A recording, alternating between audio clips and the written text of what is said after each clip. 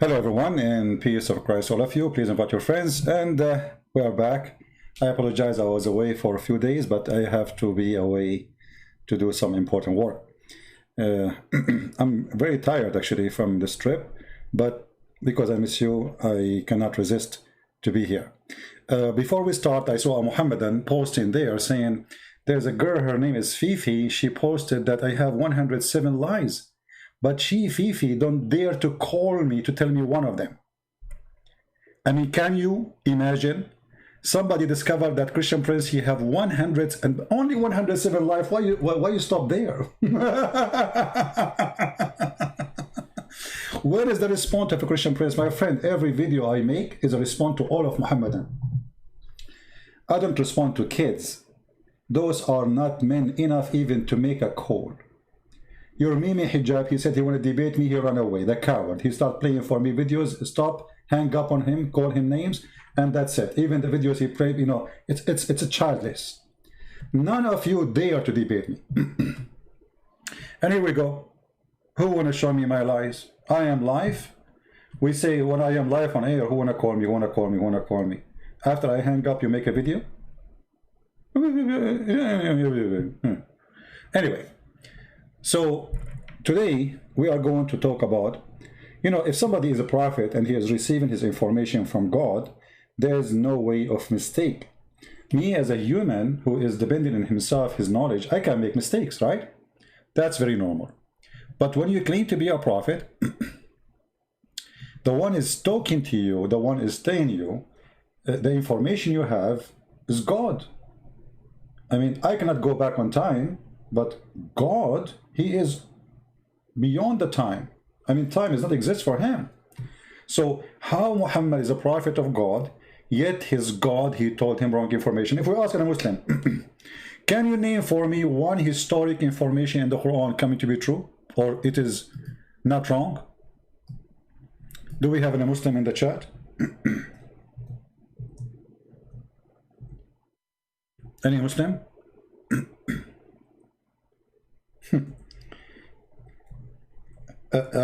Just count how many times I'm going to ask how any Muslim. It's like sometimes you feel like you're a person who's begging for, like in the street, begging for a bread, or any Muslim. We keep saying any Muslim, and then after we go, they will say Christian Prince is lying. And in the best scenario, they will bring me a video of Zakir Naik. But that's it. They're the person who did Christian Prince. And the person, you know nothing. And I'm going to prove it for you. Okay, how you can prove it? Who want to do that?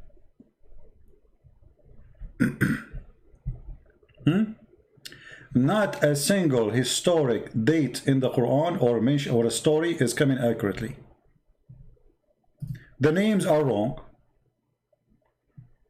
Yeshua became Isa. Who is Isa? We do not know. Isa, the one I know, is the son of Maryam, the sister of Aaron.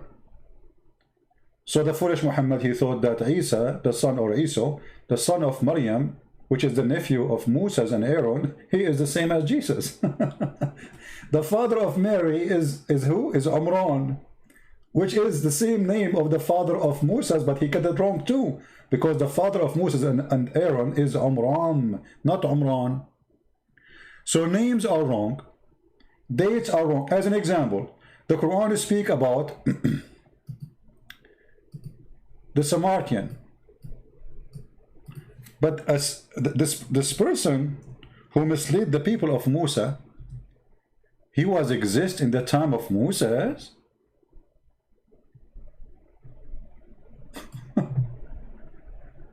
How Muhammad he got this information? Where this information came from?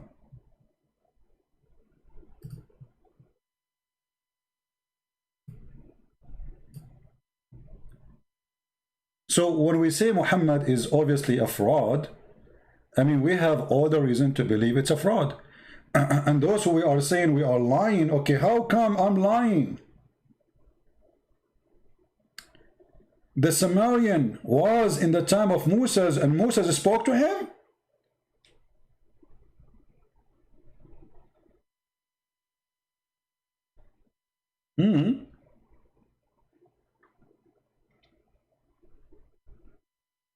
Muhammad is very, you know, I mean,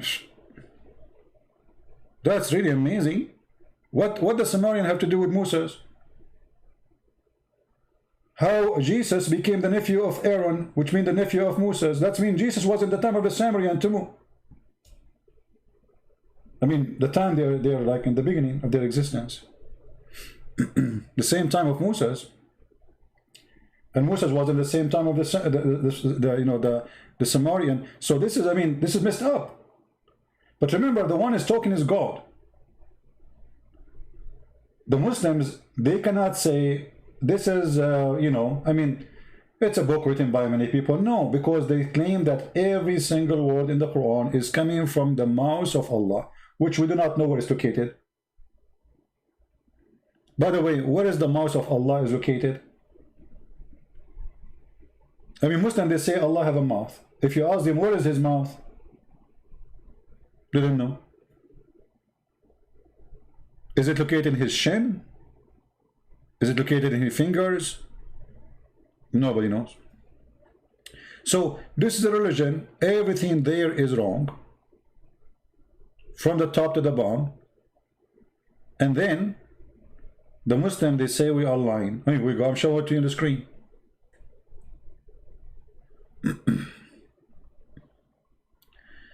A church was hit by Azari with the ballistic rocket in Armenia.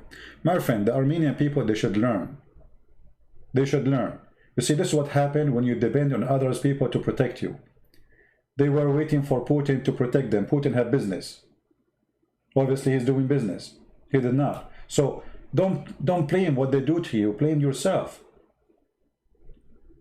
I mean, what do you expect from the Turkish to do to you? They will give you hugs? I mean, hello? Learn from Israel. The Israeli trust no one. They don't trust their friends. They trust themselves only. Build your own forces, your own army, and get ready. You have many enemies. This is how you can keep peace. Peace only for those who have armies. Armies bring peace, not war. When you have no army, when you don't have enough forces, everybody will eat you. Anyway, we don't want to change our topic for today. Do we have any Muslims? And not only Israel is helping the Turkish Muslims in that war. You believe it? Georgia is helping the Turkish Muslims in that war, and Iran for sure will help, because the Turkish Muslims they are Shia in Azerbaijan. So Iran is fighting. Armenia is fighting everybody along. They thought the Russian would do something anyway. The Russia, they are watching. Anyway, do we have any Muhammadan here who would like to do anything? Who is a Muhammadan? Take it easy, my friend. Take it easy. No, you are not dependent on yourself. No, you are not. You are waiting for the Russian to do something. This is why they take you into surprise. You know, the Azerbaijani, they were practicing game war just 3 weeks ago before the attack, and you know that the Turkish, they sent a lot of weapon to them, and the Israeli, they sold them a lot of weapon. 2 months ago, there was a big article about it, big news, and the Armenian, they were just asleep. The same as the Greek people, you know. The Greek people, just 2 weeks before Erdogan sent his army to attack Greece, they were going to buy from the Turkish airplanes. You believe it? They buy from their enemy. I mean, they say he left as a donkey, never come back as a horse. This is what happened when you have a donkey president or prime minister. Anyway, not our topic. Always depend on yourself. Be strong, nobody will attack you. They attack only the weak. As simple as that. As simple as that. Islam always based in cowardness. When you are strong, everybody give you a hug, like Trump. We love you, Trump. When Trump, he went to Saudi Arabia, they brought him 65 Muslim king and president. And he was lecturing them about life. Why? Because this is America. They don't respect you, they fear you. Did you learn? This religion practice fear game. They live in fear. Even their worship is worship of fear. Why a Muslim he worship Allah? For 2 reasons. fear and reward. The reward is about sex. The fear, Allah will insert in their anus a long chain and he will make them barbecue. Anyone remember where is that can be found in the Quran?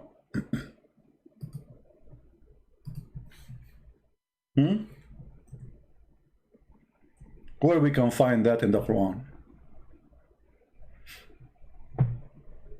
And imagine, it's a miracle, it's a scientific miracle. It's chapter 69. Here we go. Even the number is fishy. Chapter 69, verse number 32. Allah will insert in anyone he don't like, in his anus, a very huge chain. Every ring of it is in the size of all the iron in the universe. I don't know how big the anus of a Muslim to insert all of this iron. You know, you can read Ibn Kathir, you will die laughing. The funny, they say this is a lie. If I say something, they say it's a lie, but it's not a lie that all the iron in the world, they will go inside an anus. How big is the anus, man? Let me show you, because the Muslim, they say, brother sister, Christian brother is lying. But Ibn Kathir is saying that it doesn't say that to be. I can show you in the script. It doesn't say that to be. You're lying. If we go now and see Ibn Kathir, chapter 69, verse number 32. All right. This is 69. Here we go, Ibn Kathir. And this is verse 25 to 38. Go. All right, here we go. Here it says, then fasten him in a chain, wherefore the length of 70 cubit. Ka'b al-Ahbar said, every ring of it will be equal to the entire amount of iron found in the world. Don't you think this is so small? Every ring in this chain, and then read carefully, you know, they didn't say that TB. My friend, it doesn't say that. It doesn't say that, CP. You know, speak like a man to me. It says that. Read carefully. Then fasten him. It will enter into his buttocks. Like what? Like even Allah punishment is sexual. Even the punishment of Allah is very, very sexual. What is this? In his buttocks? So hold on. I don't want to try my art now because this will be ugly. But imagine, just for the sake of education, guys, don't you miss me? Be honest, don't you miss me? Me myself, I don't miss myself, and I will show you why. Look at this. I mean, this is the guy who want to teach us about Islam. Look what he's doing in the screen. So this is the buttocks.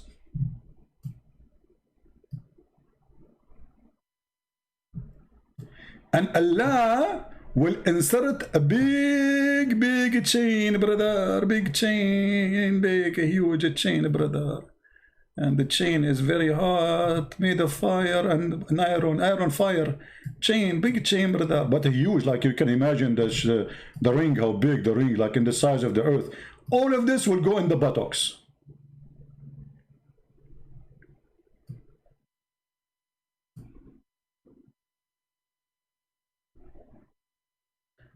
I don't know, maybe the anus at that time will be like flexible. I think this is a miraculous thing.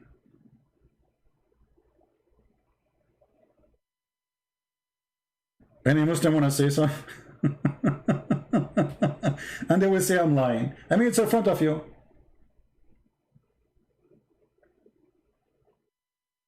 And then, brother, look, Islam is come with science and mathematics. Look, brother, at the information there. It says, brother, there. It will enter into his buttocks. Let me zoom in.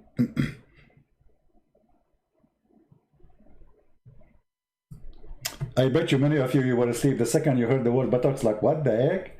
What this guy is talking about? Let me hang up this channel before my kids hear it. Well, listen, it will enter into his buttocks. Let me zoom in because people might say this doesn't say that. Where it says that? Where? Like, where? It doesn't say that. Where? It will enter his buttocks and pulled out of his mouth. How Allah knew that there's a connection? You tell me. How Allah He knew that the buttocks is connected to the mouth? I will give you three options. Allah study medicine. Allah is scientist. Allah is an idiot. Which one you choose?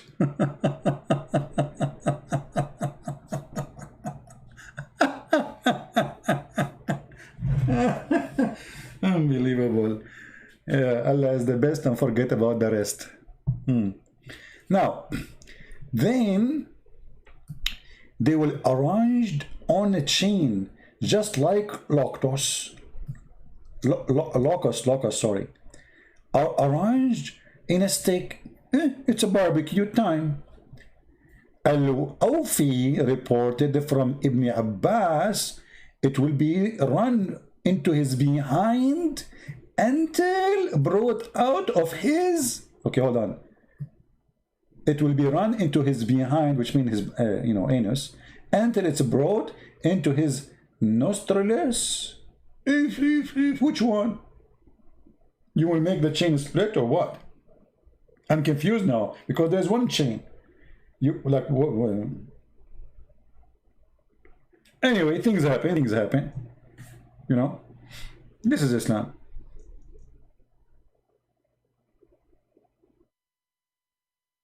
This is what Islam is about. And now they will make a video, they say Christian Prince is lying. It doesn't say that.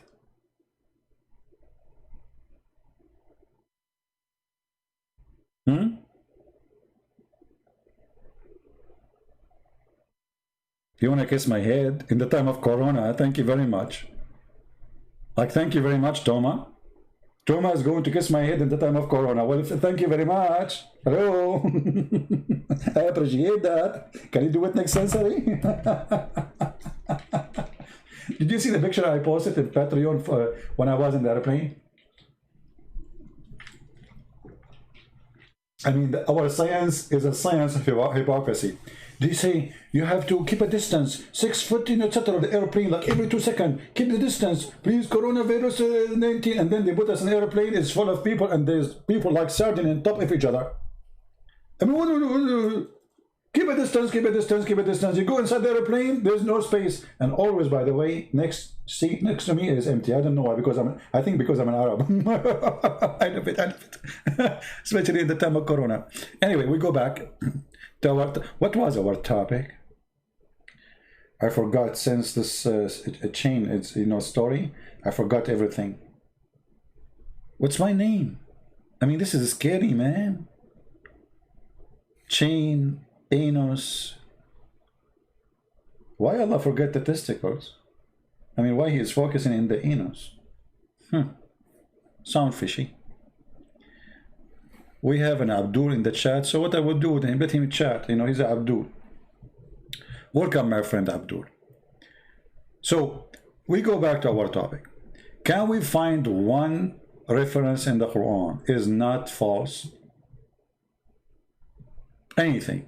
I mean, we're talking about history. Actually, the Muslims, Islam is the most confused cult ever. You ask the Muslim, everyone give you different answers. As an example, if I ask this, the Muslims who are in the chat, Allah is coming from. Guys, listen to that answer. Any Muslim would like to tell us where is the name Allah coming from? If you search on the internet, you will find Muslim making articles. Everyone give you his own fantasy. Allah means the supreme name of God. I'm not asking you name. We knew it's his name, but where it's coming from? What it mean? What is the meaning of Allah? Any Muslim knows? Brother, we worship a God, his name Allah, but we do not know what the name means. Okay, forget about Allah. You see here it says the word Moses in front of me. Okay, what Moses mean? Brother, we don't know. Okay, Maryam, we don't know. Aaron, we do not know. Abraham, we do not know.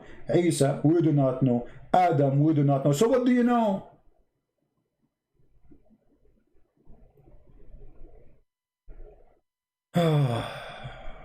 Oh boy. Why bring big or wild boar is not wise to win the war against them. I'm not sure what they mean. Speak English to me, please. Do we have any Muslim here?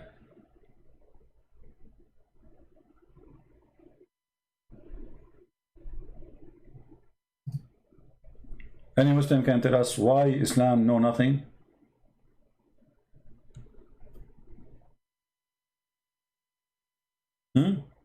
What is the name of the father of Abraham? In the Quran, his name is Azar. Are you Thur? Who is Azar? Who is this guy Azar? Unbelievable. And look what happened. Azar is coming from the ancient Aramaic, which means foolish. So the stupid Muhammad was copying it from an Aramaic book. If you remember, there's a person, his name is Waraq ibn Nawfal. And even in the hadith, it says that Waraq ibn Nawfal was translating the Quran. You remember the hadith? Sorry, the Injil, the Bible, the Gospel, and the Torah, supposedly. Look like it's a mix, or let us say a summary of both. If you go back to the hadith, and this is authentic, this is Sahih al-Bukhari, Muslim cannot deny it, you will see here in the hadith that Waraqa, he was translating the Bible. Let us see. Here we go. Waraq bin Nawfal bin Asad ibn Abdul Uzza ibn Qusay is from the same family, supposedly, of Muhammad, according to the hadith.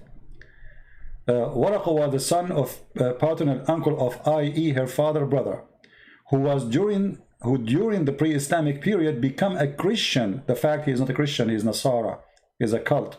And he used to write Arabic writing, and he used to write of the gospel in Arabic. That is the Quran. Do you see it? This is where Muhammad, he got his starting from. What is the Arabic Quran, Arabic Bible? Where we can find it, which is made by Waraqa. Waraqa, he made it for who? It disappeared? No, Muhammad, he took it. And Muhammad was so attached to Waraqa to the point, I believe, this is my own opinion, Waraqa is the real father of Muhammad. If you remember, if you have my book, The Deception of Allah, you will find that the sister of Waraqa, she offered the father of Muhammad, according to Muslims, not according to me. It doesn't say that, CP. She offered him 100 camel to sleep with her. I mean, don't you think this is, I mean, the Muslims, they exaggerate in their lies to the point you cannot believe it. She may be, she offered him maybe a tail of a camel, maybe 2 kilo meat of camel, but 100 camel to sleep with her. Why?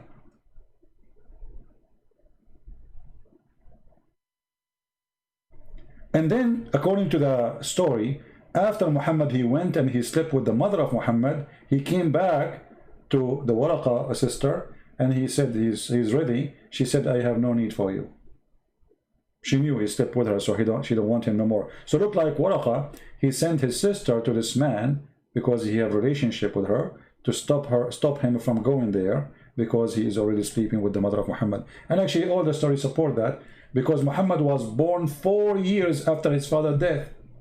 This is why if you search on the internet right now about the period of a woman delivering a child, for how long she can be pregnant, you will find the Muslim, they believe between 4 years to 10 years. Some they say even more. Why? Just because they want to cover what happened to Muhammad. How in the world Muhammad, he died, let us say Muhammad, he died in the year 2000. Sorry, not Muhammad. Muhammad, the claimed father, Abdullah. Even the name I believe is wrong. There's nothing called Abdullah. The reason I believe it's wrong, because if Abdullah exists as a name, then why he is, I mean, he worship Allah, why he will go to hell? His name is a slave of Allah. He worship only one God, his name is Allah, why he will go to hell? So in the Middle East, when somebody he convert to a new religion, or let's say his father, a person, his father is, let us say you became a king, and your father have a bad name. So what do? You change the name, and you will see many Muslims in the time of Muhammad, they changed their names after they became Muslims. They changed their names after they became Muslims. Actually, even the caliphate, they had bad names, and they changed their names to fit with the new job. So Abdullah does not exist. We do not know the real name. Muhammad was born, according to Muslim books, 4 years after his father's death, which they claim that this is the real father. If I search right now, let me do this. Because, you know, the Muslim, they would say it doesn't say that, CP, you know. It doesn't say that. Let us see.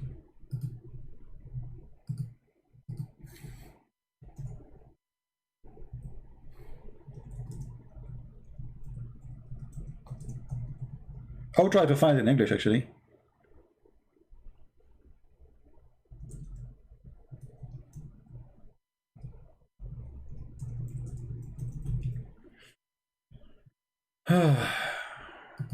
Oh boy.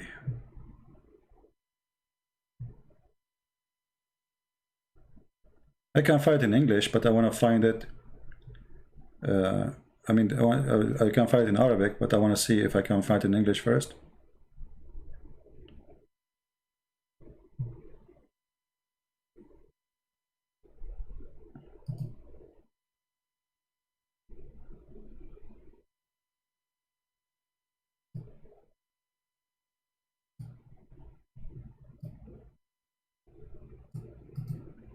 Right, let's see.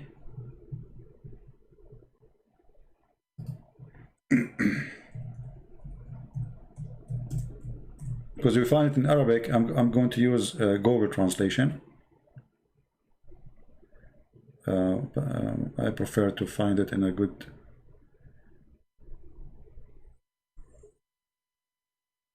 Well, look like we will not find it in English.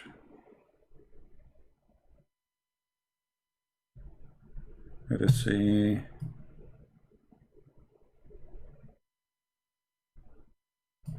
Give it one more try. You know, by the way, like long time ago, I used to do this all the time. Always I have to show it in Arabic, because when I start teaching about Islam, you know, the internet was different from now, and there's no translation for that. Like those pages you see in front of you, there's nothing, you know. So it was really very hard.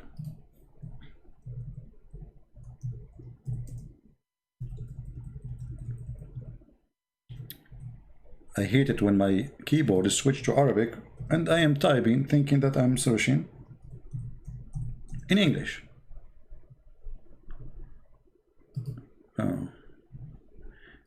I find the minimum period, I want the maximum.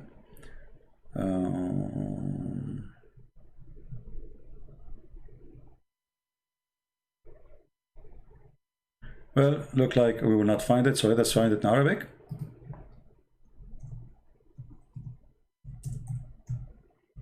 I don't want to make you wait long. And then we will use Google translation. And here you see that Islam get everything wrong. Not only history is wrong, you know, everything is wrong. All right, here we go. This is a Muslim Islam Ka info. I will put the page for you on the screen in a second, and then I will convert the link actually, because the link have Arabic you know, words, so it's not going to be easy to post in Google, in YouTube. Let me shorten it. Link, so I will post it for you. So Muslim don't say, where you get this link from, this is not true. Shorten. Okay. All right, here we go. I will shorten it and post it for you. So all of you can do the same. I will do here if you want. You can just open the link and open it in Google browser, please, and then you can click on the page and translate into English or your language. I don't know what your language you speak. Like, you know, because I'm Arab, I speak all languages. Alhamdulillah, Alhamdulillah. You know? Yeah, like Prophet Muhammad, he speaks all languages except his own. Anyway, so look at this. أطول مدة تمكثها المرأة وهي حامل. The longest period time women she can stay in her pregnancy. So I'm going to click in front of you Google translation. This is not my translation, you know. I will use Google and let us see. So this is the title. This is the question about what is the maximum period duration for women to be, etc., according to Islam. The answer is here. So here is the question of a normal Muslim. Here is the answer of they call them ulama, you know, the sheikhs, the big sheikhs, the big potatoes. Okay, now you will see here. Number one, the maximum according, now they will give you schools, starting from 9 months. All right? And here, number two, 1 year. And the one who said that in the view of Muhammad ibn Abdul Hakam, and etc. Then 2 years in a Tab doctrine.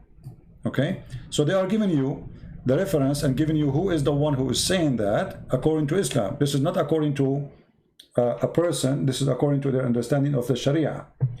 3 years according to, this is number 4, according to Ash-Shafi'i. This is 3 years, or actually, according to Layth ibn Sa'd. 4 years in the doctrine of Shafi'i. Shafi'i is one of the Islamic Sunni sect. There's 4 of them. So Shafi'i and Hanbali, they believe that the women, you know, can be carrying a baby for 4 years. Actually, there's a hadith about it. There is a guy, he complained that his wife, she was, you know, she's not giving delivery for 4 years, and then his son, you know, he gave a son, and his son have long hair, maybe a long beard, I don't know.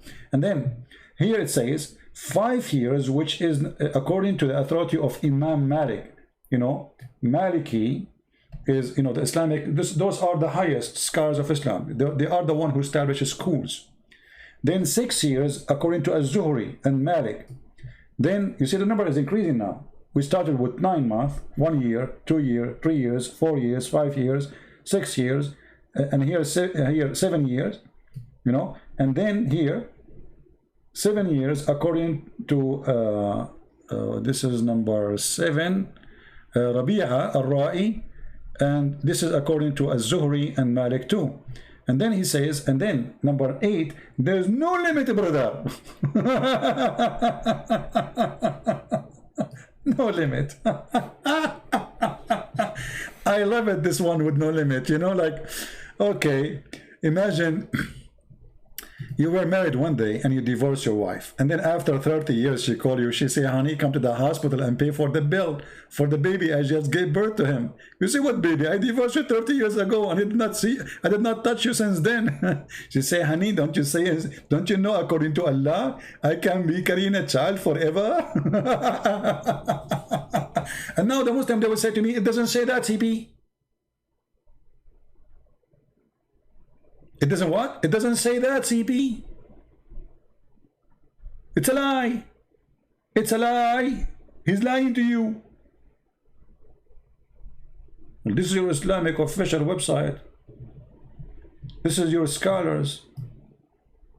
Islamic questions and answers. Those are the scholars. What we will do now? This is not a guy in YouTube. Those are your best. Forget about the rest. Huh? Do we have any Muslim want to say anything? And you know, like, imagine, that's a good thing, by the way. I mean, your mother, she did not deliver you until you are 30 and you go out and you are ready to join the army. Unbelievable. unbelievable. Free accommodation for 30 years, eating, drinking, sleeping, doing nothing, you know, just watching TV because, you know, he can see through your mother, you know, from the belly button.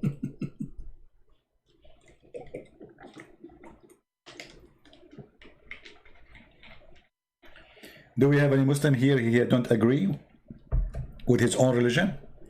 Don't say I don't agree with you, because this is not me saying that. You see, now they will say, Christian Prince, this is not true. I am not the one is saying that. As you see, this is the question number, you know, here in the top you see the question number, the fatwa number. Fatwa in Islam mean holy answer according to the teaching of the Prophet, the false prophet. All right, so what we will do now?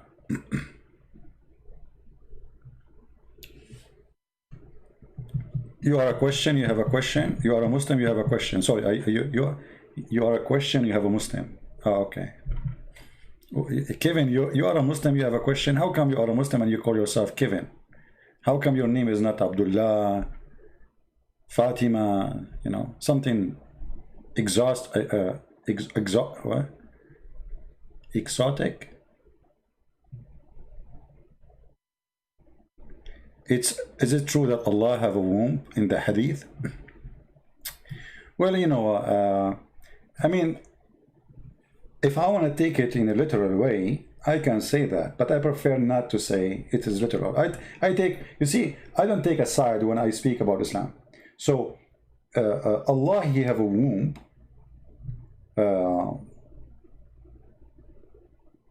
It's possible, but what we know for sure, confirmed, that Allah is empty from inside, so he cannot have a womb. Because if you ask a Muslim, who is Allah? Or what he knew, that Allah have a hand, Allah have a leg, Allah have a face, but Allah have no spirit. And when you say you have no spirit, it means you are empty. You are just what? I mean, maybe not totally empty, maybe concrete inside. We don't know what is inside supposedly, but there's no life in that. Womb is something living. You know, when you say womb, it's not only something living, it's something host life. So Allah cannot host life. Allah don't have a son. You know, if you go in the Quran right now and you see the answer which Allah supposedly give why he don't have a son, you will find that those answers are the most silly answers. Even a human being who work, I mean, in the lowest job with no education, he never go to school, he will not give those answers.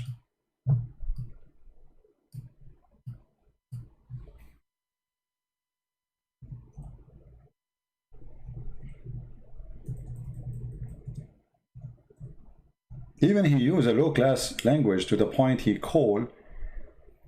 don't say I don't have a wife, he say I don't have a girlfriend.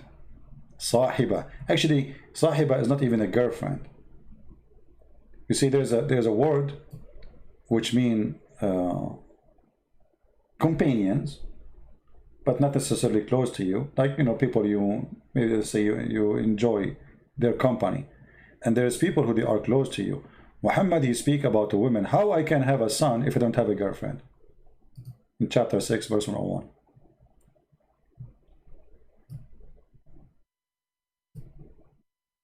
And here you notice that the answer is just so stupid, because how can I? Actually, he did not say how can I. He said how can he? And this is another stupid thing in the Quran. If the one is talking is Allah, how Allah he says how can he? Who is talking? You know what I mean? How Allah he say to Allah, how can he, if Allah is talking? Secondly, when he say how Allah can have a son if he never have a consort or companion, they hear the word companion. But look at this stupid answer. So how you convince your followers that Mary, she have a son, yet she never have a companion? Yet you cannot have a son unless you have a companion. Do you see how broken the logic is? This is a broken logic. You know, when we say God, right away, there's words will be attached to that word, like Almighty, correct? When we say God, right away we know that we are talking about the Almighty. What Almighty means? Somebody tell me. What the word Almighty mean?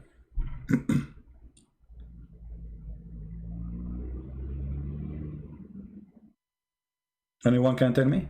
What Almighty mean? Especially if you are a Muslim, please help us. What Almighty mean? Because if you are a person who believes in God and you do not know the definition of Almighty, that's mean you're a fool. So here the Quran saying to us, Allah cannot be the Almighty.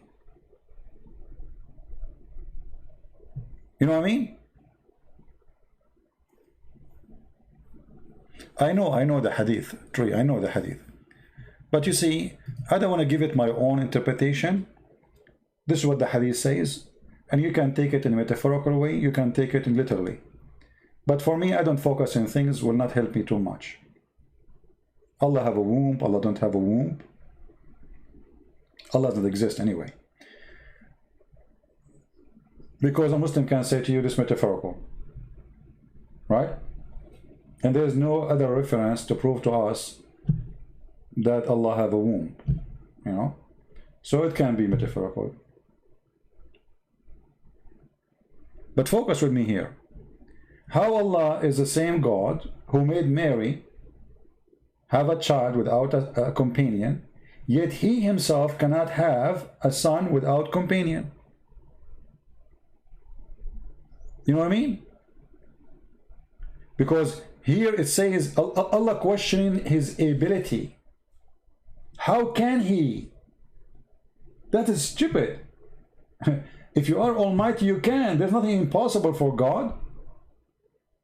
God do not need a companion to do anything. He do not. The God of Mary, he do not need any addition to make Mary have a son. All what he needs is his power. Isn't it God is the creator? Isn't it God is the originator? Isn't it God who do everything? So how come near God suddenly became in this ability? This is a question can be, or an answer can be given from a normal human being. Like you ask me, do you have a son? I said to you, are you an idiot? How am I going to have a son if I don't have a woman? Hello? But when Allah he says such an answer, that is silly, stupid, proving that Allah cannot be the Almighty God. And then look at this. How can he have a son if he don't have a girlfriend? And then he say he created all things.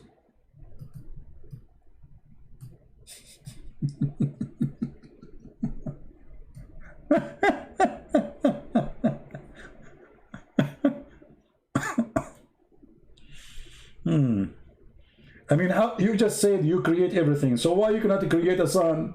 Say this is my son. You do not need a woman. Allah is the one who created everything. Okay, create somebody. Say this is my son. Let me introduce my son to you. Oh boy. Stupidity is amazing, no? Yeah.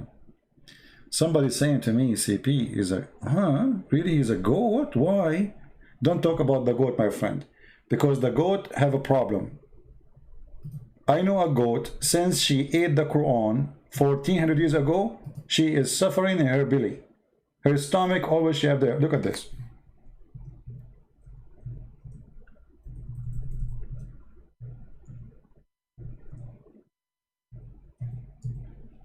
There's a video made by a girl, her name is Fifi, answering David Wood. And David Wood, he says the goat ate the Quran. Fifi answered, he said, no, we know the verses. Okay, I said to Fifi, can you recite for me the verses of 10 times breastfeeding for adult? No, we know the verses. Where are they? I want you to make a video reciting for me the 10 times the verse of stoning and breastfeeding. An adult 10 times was revealed. An adult 10-time breastfeeding revealed. Playboy magazine, 10-time breastfeeding subscription was revealed. And now what happened? The goat ate it. So, I mean, the goat ate the paper. Where is the Quran? The Muslims, they say, we memorize the Quran. Brother Fitter, Abu Tam can recite the Quran for you. You can't find the Christian, he recite the Bible. You idiot.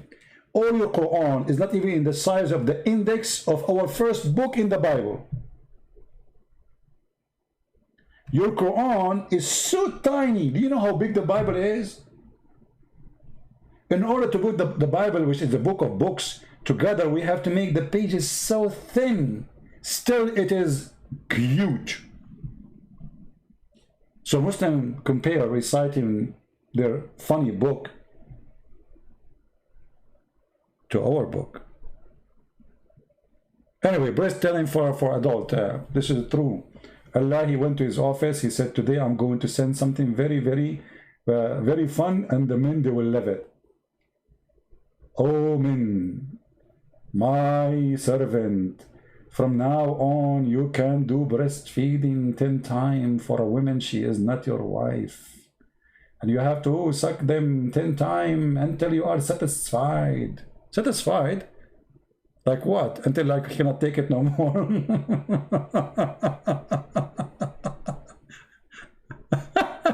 Unbelievable. You know, actually, I'm very upset that the stupid goat ate those verses. It's going to be so fun to have them in the Quran now. I mean, from all the Quran, she ate those. I believe that this story is kind of fishy. The one who ate those verses is the Muslims, not the goat. It was embarrassing, stupid, so they delete them. This is the truth. Because think about it. And look here, it says there. These verses were abrogated in the citation, but not in ruling. What? Where in the Quran it says we abrogate those verses? Where? And then he says, other hadith established the number of four stage. What four stage? We are talking about adult, you idiot. Oh boy.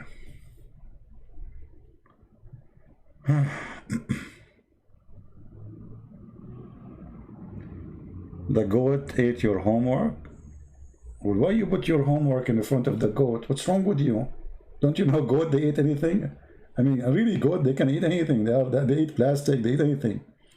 This is why, you know, if a goat, she live in a city, never drink milk of a goat, I'm telling you. Because they can feed them anything. A goat live in the mountains, etc. Yeah, but if they live close from the city, they feed them anything. Don't take their milk.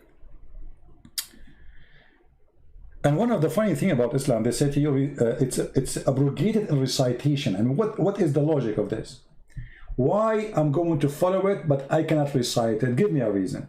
How stupid is that? And how we can follow Allah if we delete it from writing? I mean, so people can play with it. It is abrogated in recitation. Anyway, until now we find no Muslim to answer us. Why Muhammad? Look at the title.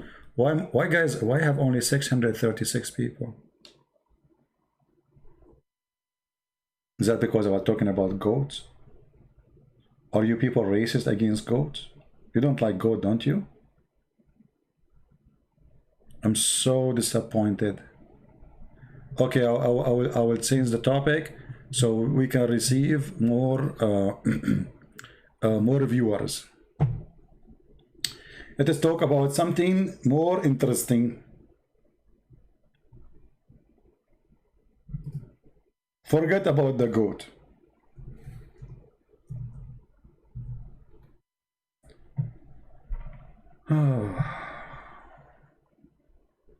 What I would do.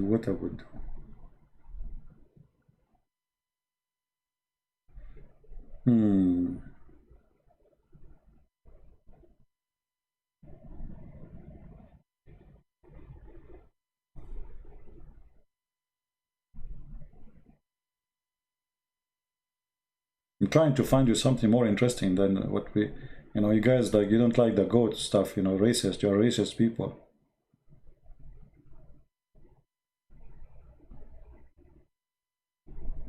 Oh, I found a story about Ya'fur, the donkey of the prophet.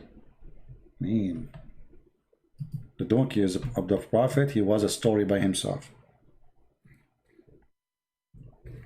You know, you hear about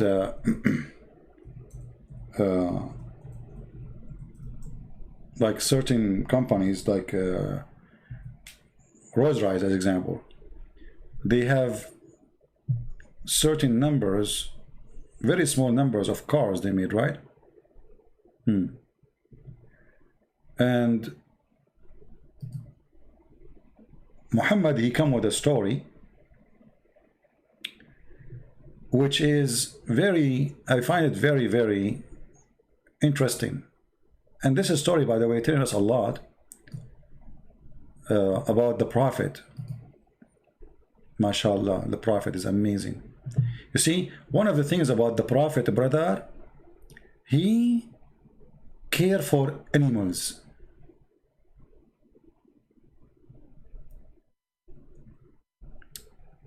I want to find you the book, the story from Ibn Kathir.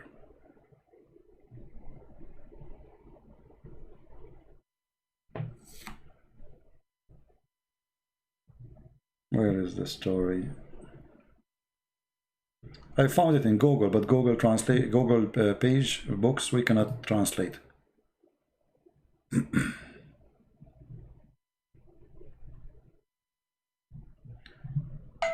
Let us see.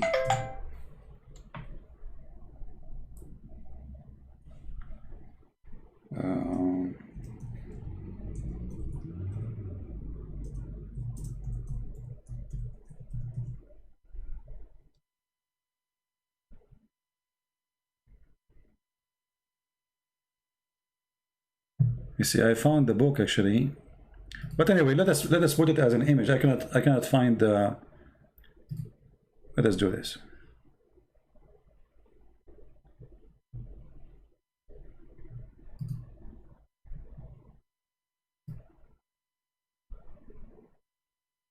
Oh, this is not Ibn Kathir. I wanna hold on. Let me find Ibn Kathir. I don't want this one.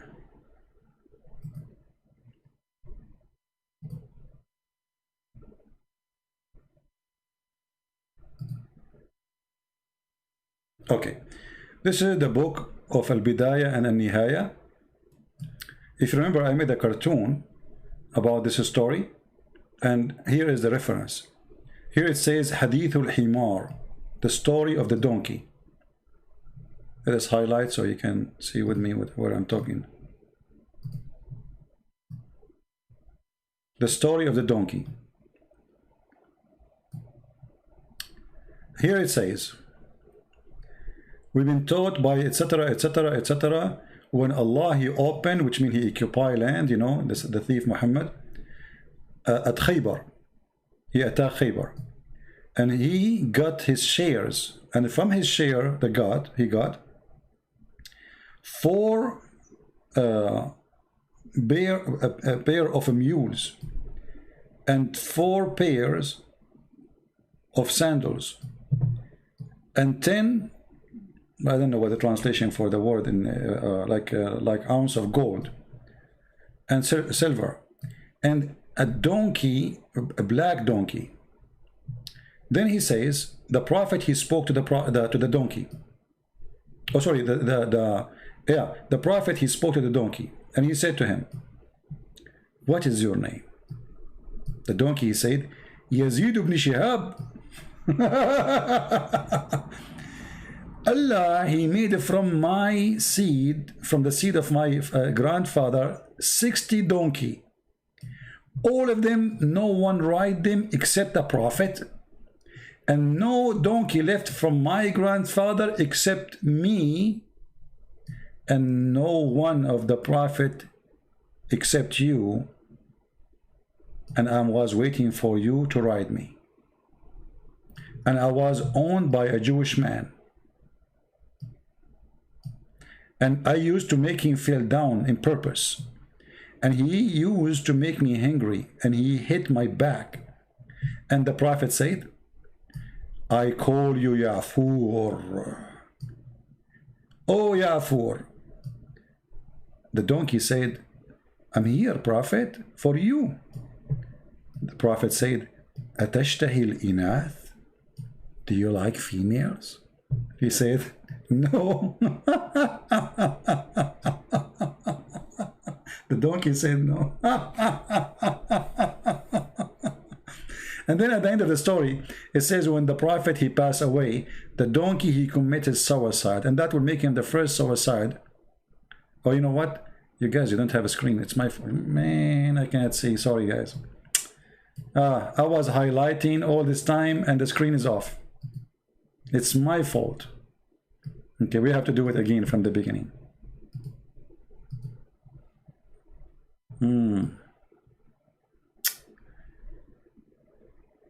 It's okay, it's okay. We do it again. Always, all TV stations, they have a technical difficulty. All right. Now you see it. Now you have no excuse. No screen, no screen. I get it. No screen, no screen. Okay, I wasn't looking. All right. So anyway, the story is here. The reference is here. This is Ibn Kathir. And the Muslim, they will say, you know, it says it's denied by many of the scholars, but, you know, it's in your books, you know. So here the story where it says, when Allah, he opened for the Prophet at Khaybar, which means he occupied Khaybar and he raped the women and he killed the men, he got 4 pair of mules and 4 pair of shoes or sandals and 10 ounces of gold and silver and a black donkey, ومكتل, how to translate that? I'm not sure. فكلم النبي الحمار فكلمه الحمار. So the Prophet, he spoke to the donkey, and the donkey spoke to him. So he said to him, what's your name? ما اسمك? قال يزيد بن شهاب. My name is Yazid ibn Shihab. And Allah, he made it from the seed of my grandfather 60 donkeys. None of them ride them except a prophet. And no donkey left from the seed of my grandfather except me. And no prophet except you. Makes sense. He is the last donkey made for prophets. And Muhammad is the last prophet. That's it. No, this is donkey for like the local transportation. Al-Burak is a limousine for long distance.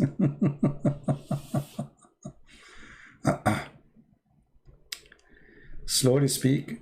I am from Pakistan. Okay, Paul. Sorry, my friend. I will try my best to speak slowly. Any Muslim have any comment?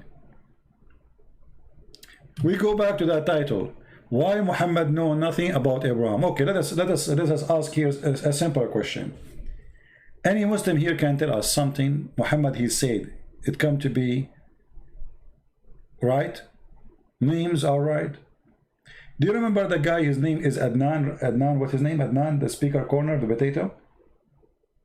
He made a video which is very laughable.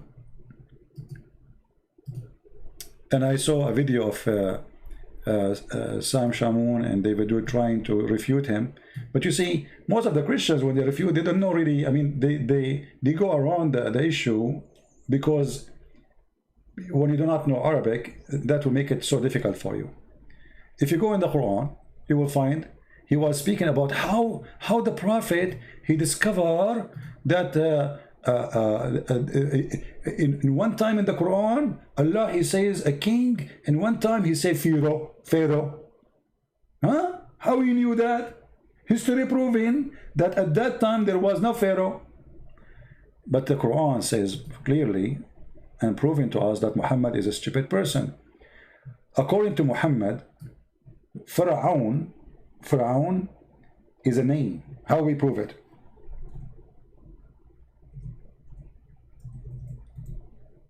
It's not a title.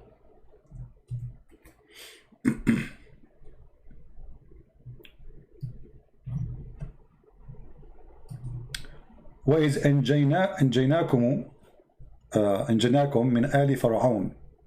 آل فرعون, the word Al mean Like you say, in Arabic we say Al Saud. How many of you heard the word Al Saud? All Arab, they knew it, right? Al Saud. Al Saud is a supposedly royal family now in Saudi Arabia. So Al mean what? Mean family. So that name is Pharaoh. So the stupid Muhammad, he thought this is his name. And then you will see that this is to continue. Here he called Ali Pharaoh. Let us go to this verse first, chapter number 2, verse number 49.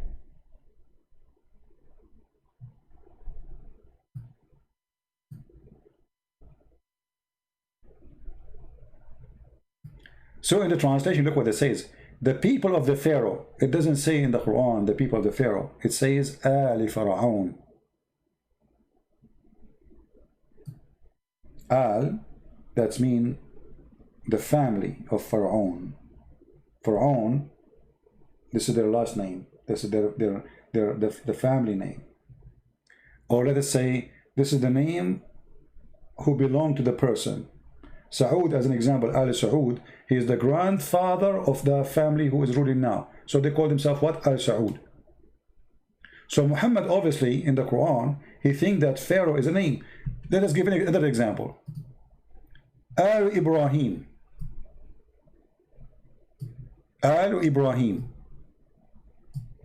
Okay. فقد أتينا آل إبراهيم الكتاب. Okay. أتينا آل إبراهيم الكتاب. What Al Ibrahim? Al Ibrahim, the family of Abraham. Chapter 4, verse number 54.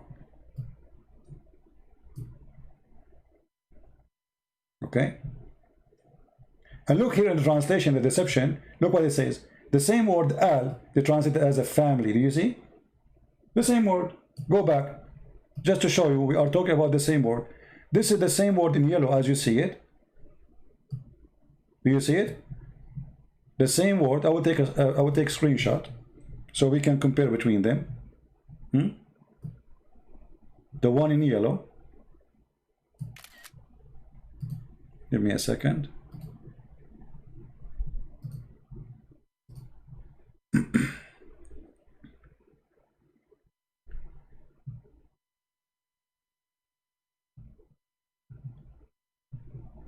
This is why always you cannot trust Islamic translation. Why the same word translated here as a family, and when before Pharaoh translated as people of Pharaoh? So let us do this. Let me put the screen back for you. I open the screenshot. Okay. So now here there's Al Ibrahim, and here there's Al Pharaoh.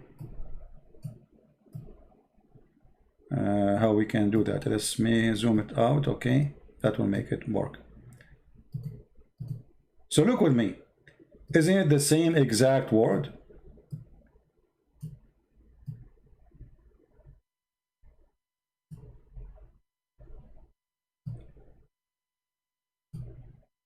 Do you see them?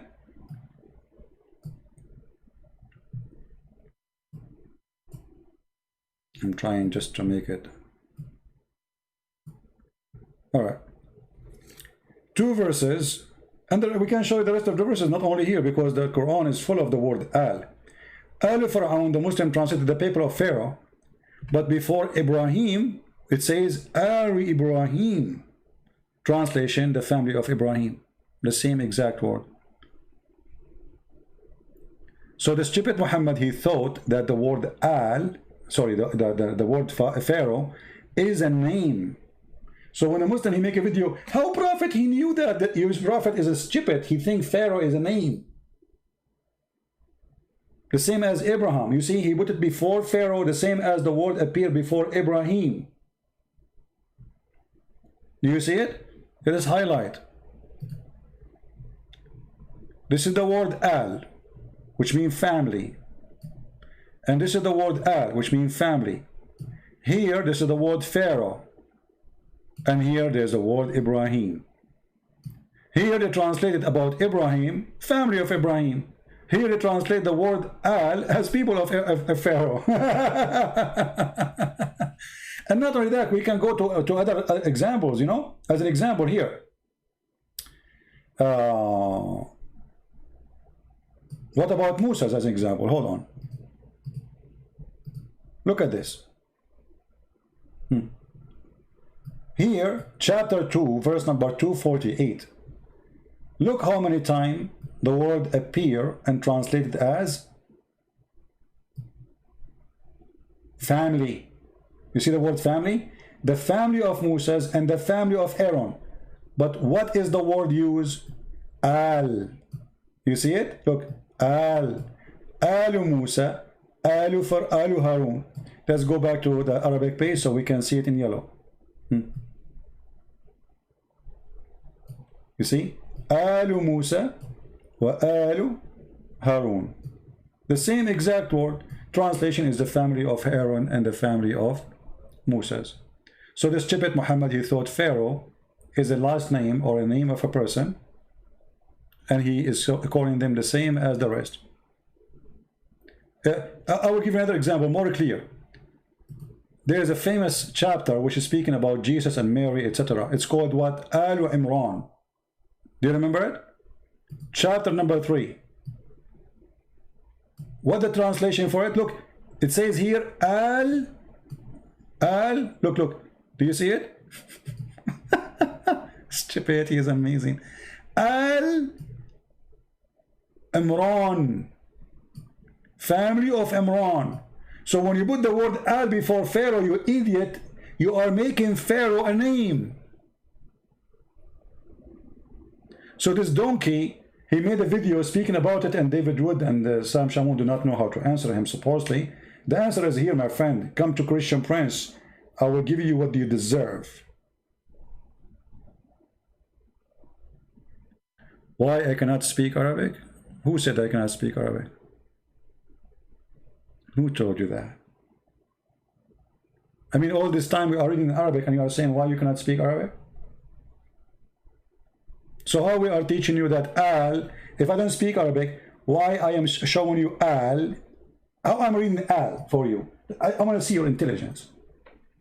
How it come to my head that this is the word and this is the word Al if I do not know Arabic? Why you are not speaking Arabic? Why you don't speak Arabic? Why you do not know Arabic?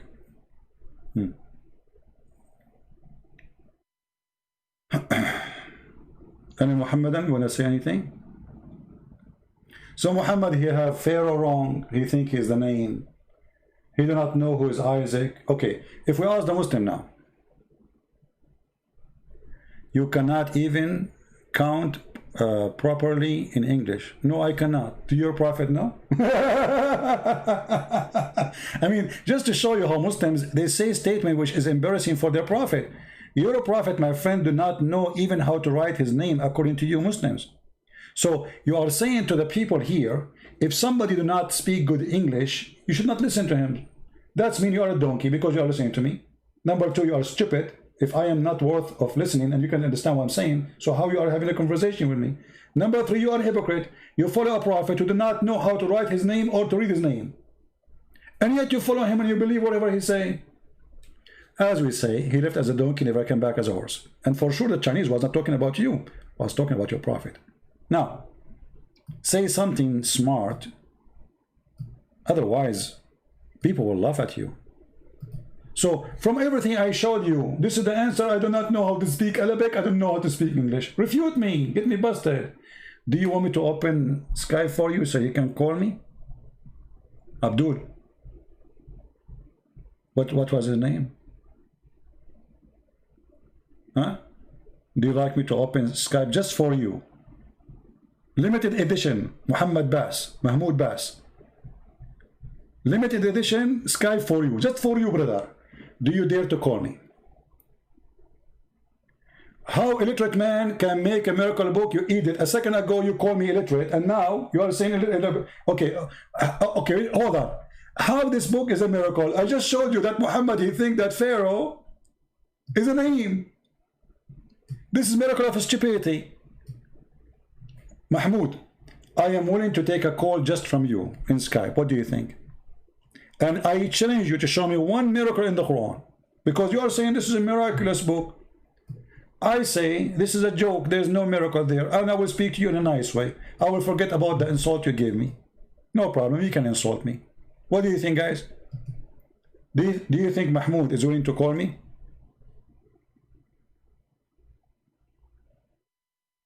Shall I go on Skype for you, Mahmoud? I am not in Skype yet. If you say yes, I will go on Skype just for you. I'm not going to ask you a question. You tell me how show me the miracle Quran. How that work? What do you think? Can you do that? I see a book written by an idiot. You see a book is a miracle. That's mean either me or you, the idiot.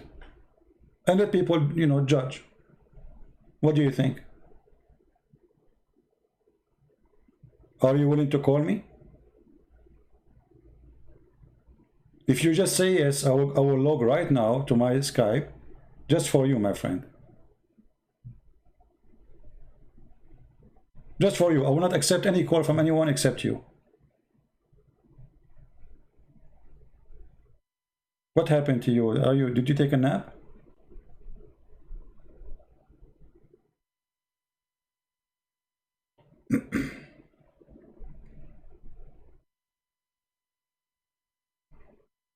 So what if the Bible speaks about Pharaoh, but doesn't say that Pharaoh is the name of a person? Pharaoh is a title. So what? Here, Pharaoh became a family name. That is stupid.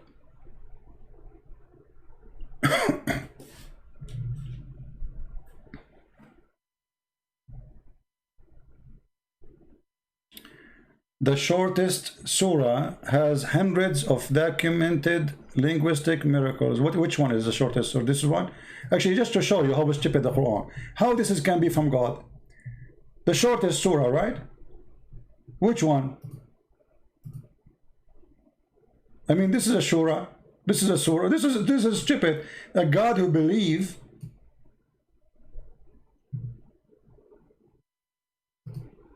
in voodoo. Voodoo, voodoo, voodoo, do, do, da, da, do, da, do. Va, da, do, da, da, da, do, da, da, da, da, da, do. Da, da, do, da. And look at the translation. Look at the funny translation. Where is the not? What happened? Look, and from the evil of those who practice sorcery. It doesn't say that. It says from وَمِن شَرِّ النَّفَّاثَاتِ فِي الْعُقَدِ. Change the translation. Just to show you how they lie in their translation. I mean, you cannot find a decent person, you know, to translate the Quran. Look, we just change the translation to Muhammad Hilal Khan. And from the evil of the witchcraft when they blow in the knot. Blow in the knot? Your God Allah saying, I seek refuge from the evil of the witchcraft when they blow in the knot? That's not.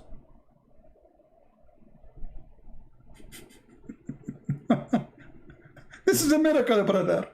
It's a miracle. And by the way, this verse here says, and look at the translation, and from the evil of the darkened night as it's come, its darkness, between two brackets, or the moon as set or goes away. What a stupid translation. وَمِن شَرِّ غَاسِقٍ إِذَا وَقَبْ. This is about the penis. Excuse my language. From the evil of the penis when it stands up. Do you want me to show you that this is the truth? Hold on. Give me a second. Give me a second. Search in Google. Search in Google. Dangambara. Rura rura. Let me add in the search 2 words. Hold on. Give me a second.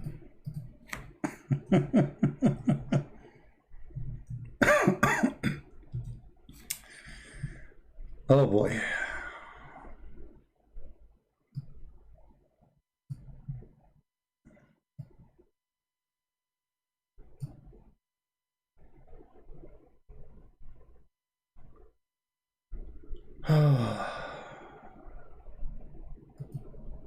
What we will do now, what we will do. Amazing miracle in the Quran. Amazing, brother, amazing. Look at this, the Quran Allah speaking about the penis.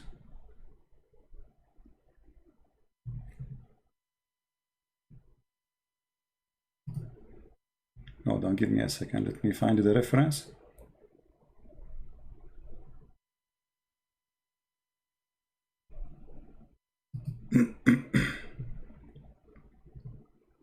Because you know them, they will say it's not true, you know? You know them. You have to show the reference.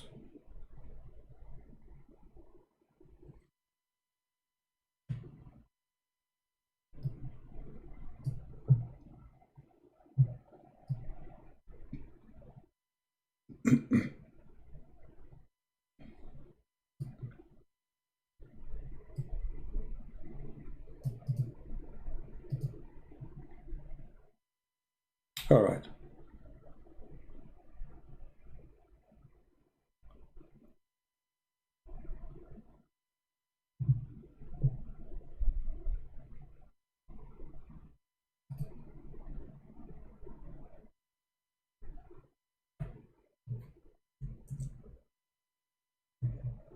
We will be there in a second. We are trying to find the interpretation, official interpretation, Islamic website for their scholars.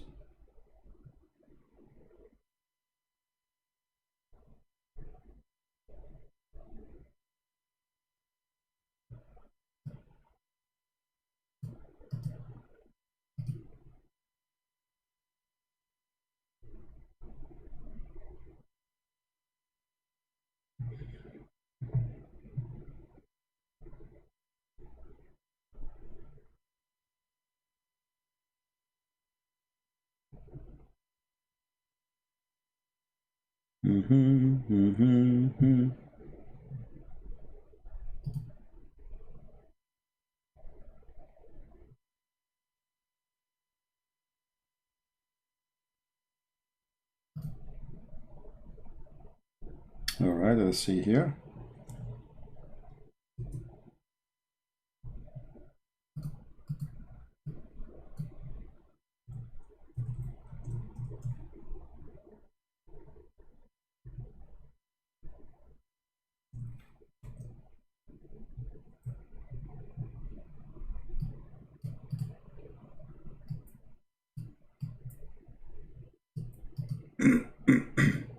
Who is a Muslim was willing to call me, and I will vote for you, and you read it for us?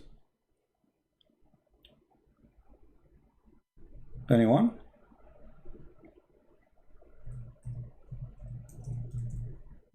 And how that can be miraculous? You are a Muslim, you want to talk in Skype? Okay. Let me open Skype. Just, you know, give a chance for somebody. Let us see.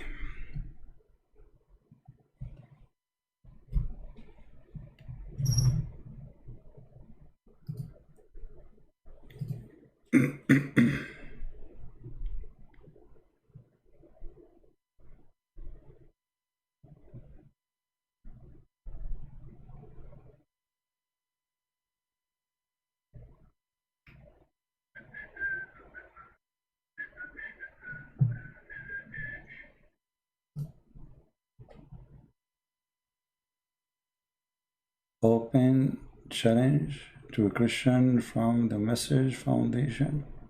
My friend, don't make a challenge for me, just call me. You know, real people, they call. They don't need to make a challenge. Do it, don't say it.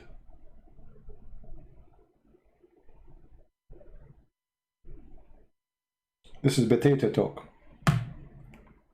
You know potato talk? If somebody wanna debate somebody, he call. Hey, challenge, challenge. Here we go. Here we go, we'll open Skype.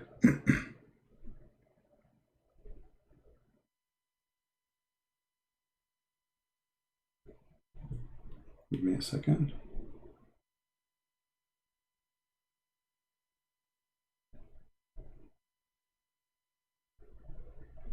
And what is that Mrs. Fandosin? That's not a person?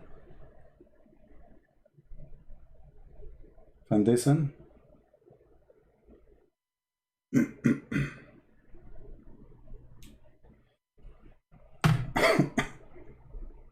All right.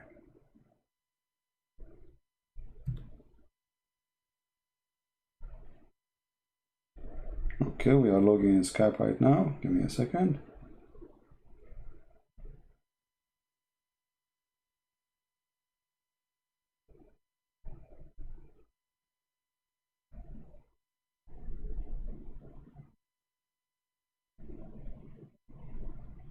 Let's see if your foundation dare to call me. Foundation. You Muslims have no foundation. Even the Kaaba you are talking about is built in the wrong foundation. And you Muslims agree on that.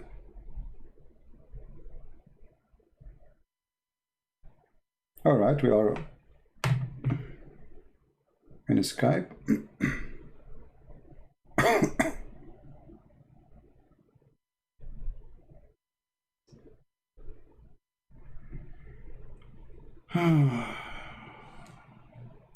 Somebody saying, why Christian in the church blow in knots and get drunk behind the curtain with big cross around their neck? That's a lie.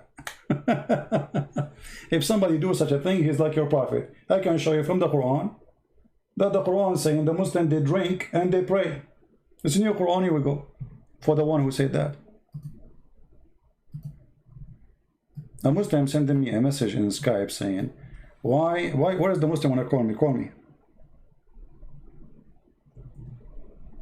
This is documented in the Quran that you Muslims, you go to the mosque praying and you are drunk. And when the people, they start making fun of Muhammad and his religion and his followers, so Muhammad, he made a verse saying, oh please Muhammadan, don't approach the prayer, salat, when you are drunken. Do you see it? It is you Muslims who used to pray behind the Prophet, and this Prophet is a drunk and his followers are drunk.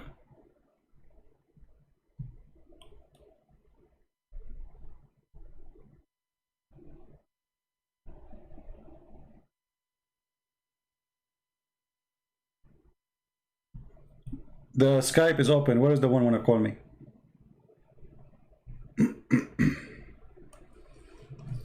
Where is the one he said he want to call? The settings. Where is the settings are?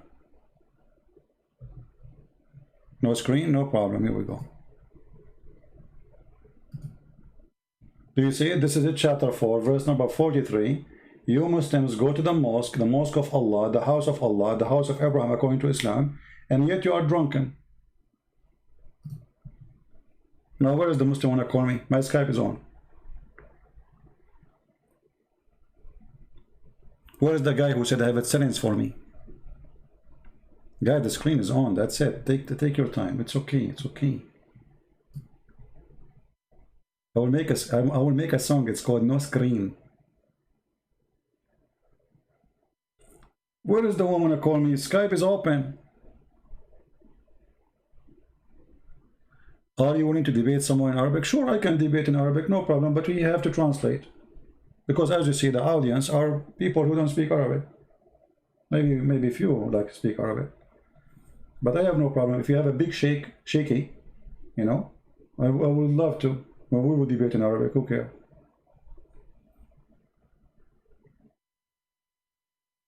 What is the guy who said he want to debate me? What? So you made me go on Skype, spending gas, you know, like an energy, and now you don't want to call me?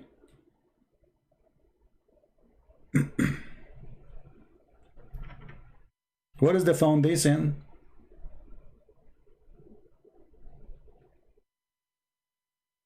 Ah, okay. Don't, my friend, don't post names in the chat. All of them, they are potatoes. If they want to debate me, how come you know how to find me? They don't know how to find me. There's a guy, he said, somebody sent me a video. A guy, he said, this guy, somebody told me I want to debate Christian princes. First of all, I don't know who's this guy. And secondly, I'm willing to debate him, but face to face. Hello? Hello, CP. Hello, my friend. Are you a Muslim? Yes. All right. What do you like to say to us? You know the topic we are talking about, or you want to speak about something different? Okay, I'm not the one who said I'll call you, but I have some questions. Oh, okay, you have questions. You don't have answers. Yes, yes, yeah, I have no answers. Okay, do you allow me to use your question? I've joined like 30 minutes ago, and I heard you talk about. Can you speak louder? Why you are whispering, my friend? Hardly we can hear you. Sorry, it's too late here. I don't want to. Okay. Yeah, there's neighbors, so I don't want to speak loud. No problem. Go ahead. Okay. About the story of the donkey, the talking donkey. Actually, I don't see what's the problem with that. No, I don't see a problem too, but the problem, I see a problem there when he asked him about, do you like females? Yes, what's the problem about that? I mean, why Muhammad is asking such a question? Like usually donkeys, they like male, they don't like females. I mean, is it the natural of a donkey, the natural thing, even for a human to like females? So why is asking a donkey? I mean, this is the first time you speak to a donkey. You don't ask him about, okay, I mean, imagine how nice, exciting to speak to an animal. But the first question you ask him about, do you like to have sex with female donkeys? What do you think? Okay, but maybe the point of the hadith, but maybe it's about talking. I don't know. Maybe it's about homosexuality, or I don't know. About what? I don't know. It could be about homosexuality. Are you a Muslim? Yes. Can you say the Shahada?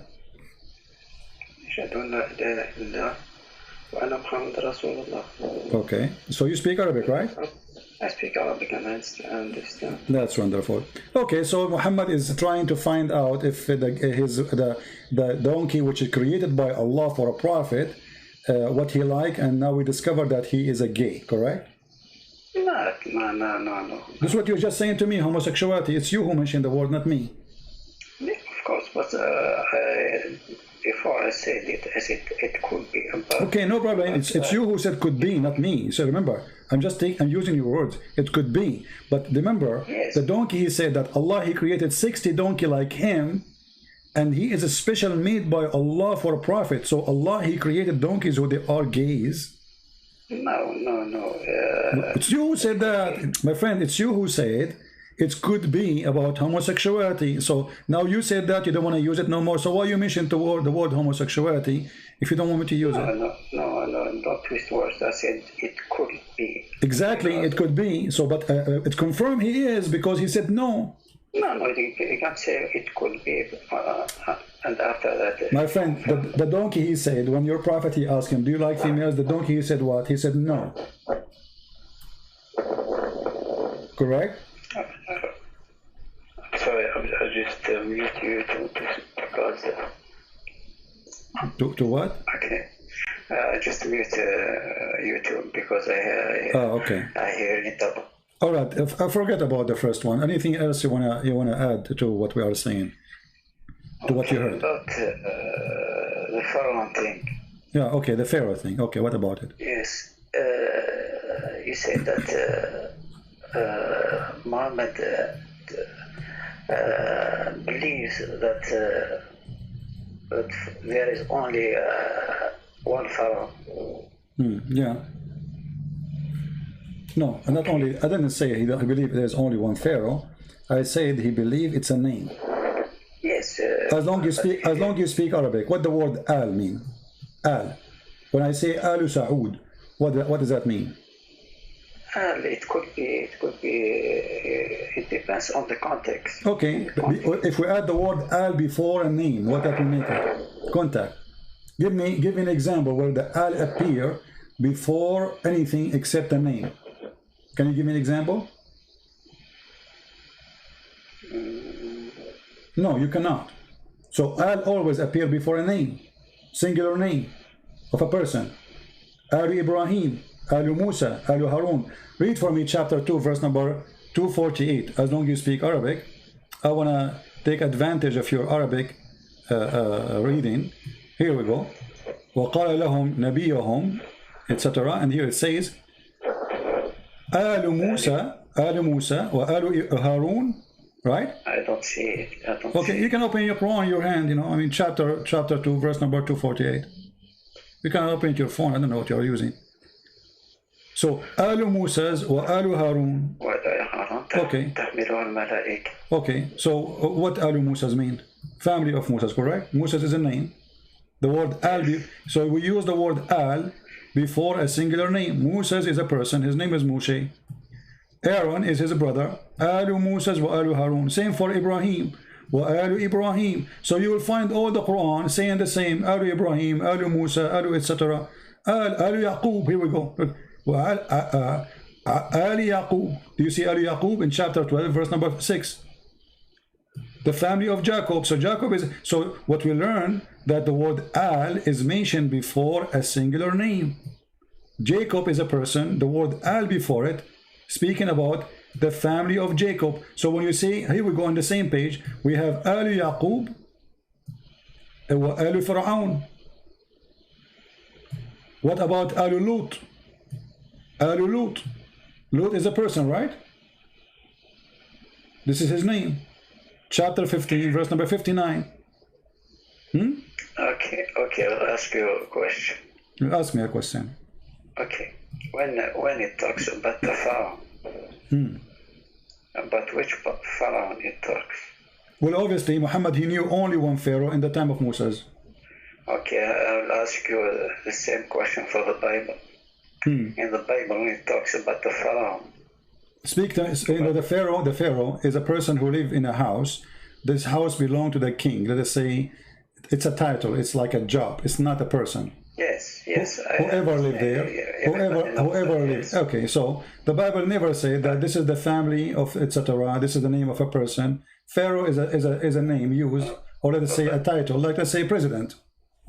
So what your prophet he did, let us say President Trump. So what your prophet he thought the word president is the name. No, but when you talk about a certain period. Exactly. So here you see, my friend. Okay, hold on. Hold on. As long as you are talking about period, all right? Yes. Let me ask you. In the Quran, it says that the Samiri, he was exist in the time of Moses, and Moses exist in the time of Pharaoh. But what year was the Pharaoh, and what year was the Samiri? Listen, my friend. When even if No, don't change topic. Listen, we're going to focus on this. Okay. No, I'm not. Here we go. In chapter 20, verse number 85, chapter 20, verse number 87, chapter 20, verse number 95. All of them, they speak about the Samaritan. Okay, the Samaritan, he was exist in the time of who? In the time of Moses, according to the Quran. Is that accurate? And that make him exist in the time of the Pharaoh. What translation you like to put for you, I will put for you. You speak Arabic anyway. So how in the world the Samiri and the Pharaoh and Moses all exist in one time? Do you know?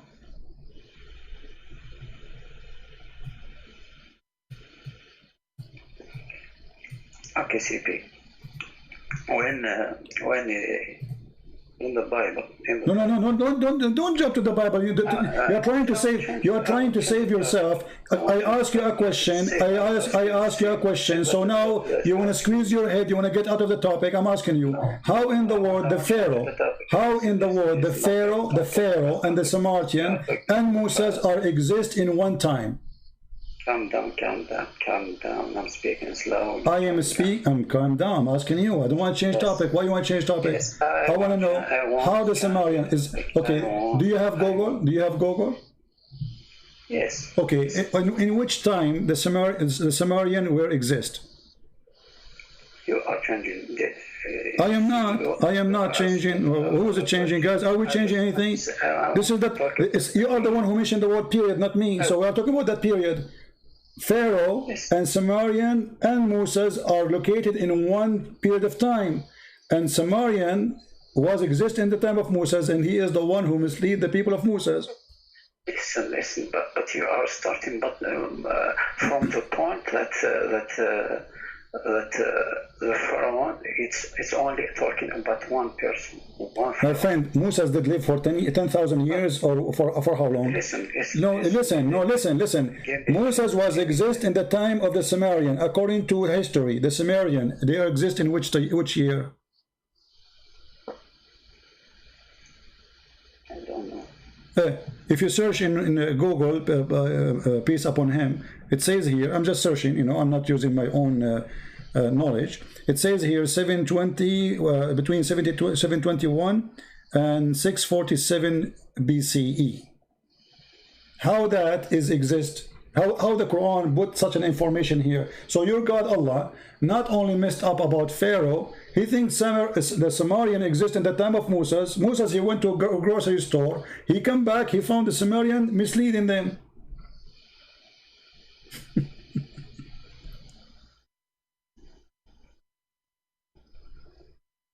How Allah is God, but he do not know history? I mean, if the one who knew history, I mean, the one who is ignorant about history is God, that means Google is better than Allah, because Google is giving you correct answer. Here we go, little search, it shows you numbers, exact numbers.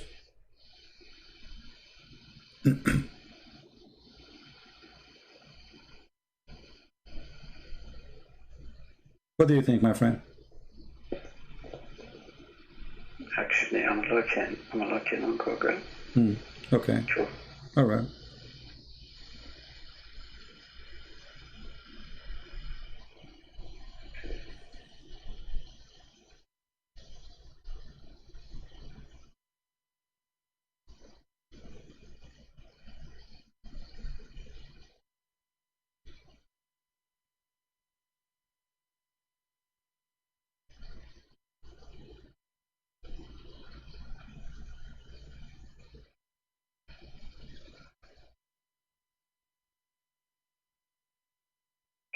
I'm not a historian. I'm not like a person who claims to have knowledge. I just search in Google. It says this is, you know, cannot be true.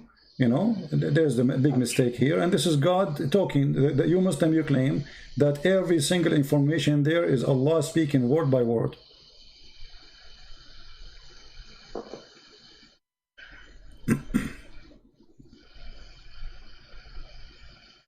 Actually, me too. I don't have a lot of knowledge in history, so I'm looking at the same time. I'm not hearing you clear. You are like, you know, if you speak a little bit more clear. Don't make it louder. We hear you, but it's not like, you know, make the word clear, please. So what you are saying? Okay. I just say that me too. I don't have a lot of knowledge in history. So okay, forget about history. Okay, forget about history. There is a person in the chat. He said Quran, not a prophet, yet he is illiterate. He brought a miraculous book full of miracles. Is that true that the Quran is full of miracles? Miracles. You are talking about scientific miracles? I don't know anything. I don't know. Is it true that Muslims, they claim Quran is full of miracles, or it's a lie? Actually, I don't believe that about scientific miracles that a lot of Muslims. So you believe they are lying when they fabricate those things? Okay, let me ask you. Of course. Okay, do Allah knew how the baby is made? Of course, he made it. Okay, so how you explain to me the Quran saying that the baby is coming from the backbone of the man, the sperm is coming from the backbone of the man? Is that true? How it is said in Arabic? Huh? How is what? How it is said in Arabic? In Arabic, as an example, chapter 4, verse 23, it says, أبناءكم الذين من أصلابكم. أصلابكم is the backbone. Chapter 86, verse number 7, it says, يخرج من بين الصلب والترائب. الترائب is the bones, the chest bones of the women. The sulb is the backbone of the man.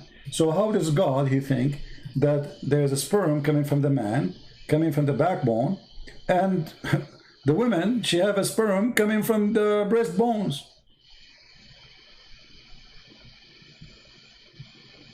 where it is said about the woman. Chapter 86, verse number 7, and this is your Islamic translation. يخرج من بين الصلب والترائب. والترائب. How that can be accurate? This is God talking. I mean, if a Christian prince, he's an Arab guy, is saying things in YouTube, maybe this guy is wrong, he is ignorant, he don't know much, maybe, okay. But this is God. God, he is speaking about gushing forth a fluid, sexual fluid. And this sexual fluid coming from the backbone of the man and the breast. Huh? Not move the screen. I'm not moving the screen, no problem. I'm not moving it. Okay.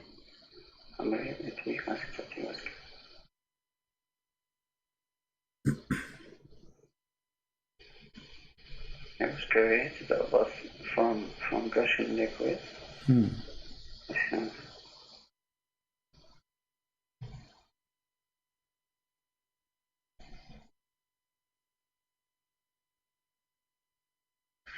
But when he says no. What? Actually, for a moment I thought that it was talking about Adam and Eve. My friend, you speak Arabic. At-tara'ib, you can go to the dictionary. At-tara'ib is the bones, the upper side of the bones, the location of the necklace of the chest of the women. So, يخرج من بين الصلب والترائب. الصلب is the backbone of the man. At-tara'ib is a bones which is located in the upper side of the chest, specifically in the location where the neck meet with the bones of the chest. So according to your God, there's a gushing forth fluid, which is sexual fluid, and that what make the baby. فَلْيَنْظُرُ الْإِنسَانَ مِمَّا خُلِقَ مِنْ مَاءٍ دَافِقٍ. It's a gushing forth. It's like this is the orgasm. So your God, he think that the orgasm is coming forth from the man backbone and from the woman upper side of her chest. How this can be from God? And I can open for you now the interpretation. What interpretation you like? Do you like Ibn Kathir? What do you think about Ibn Kathir? Actually, I don't care about which interpretation. Oh, you don't like interpretation? Actually, I like to think about myself. Ah, you like your own interpretation. Okay, give me your interpretation. Here we go. Okay, actually, I'm looking. I'm thinking. It's good to think. Why not? I mean, thinking is a good thing.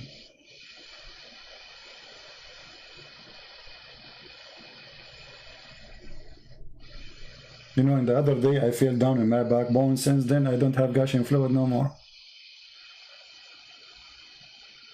The doctor, he told me we need to repair your backbone. You know, that's why you have to put insurance for your backbone these days.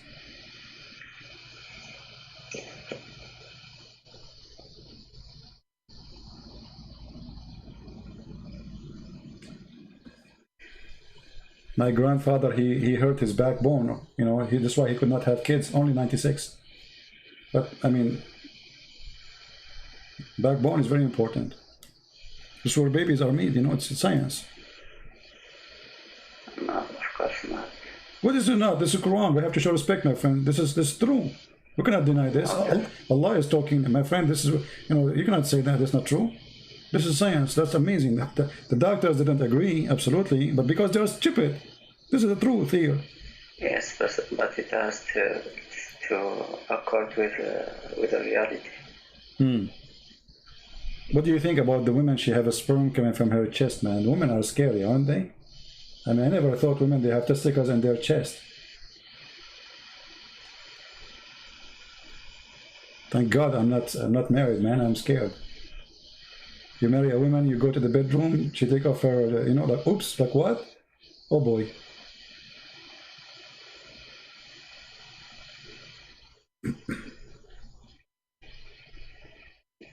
I hope you are single like me, you know, but don't do that because, you know, it's dangerous, as you see.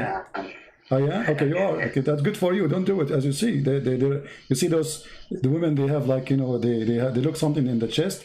This is not their breast. This is testicles, as you see. The Quran says women, they have a breast testicles. True story.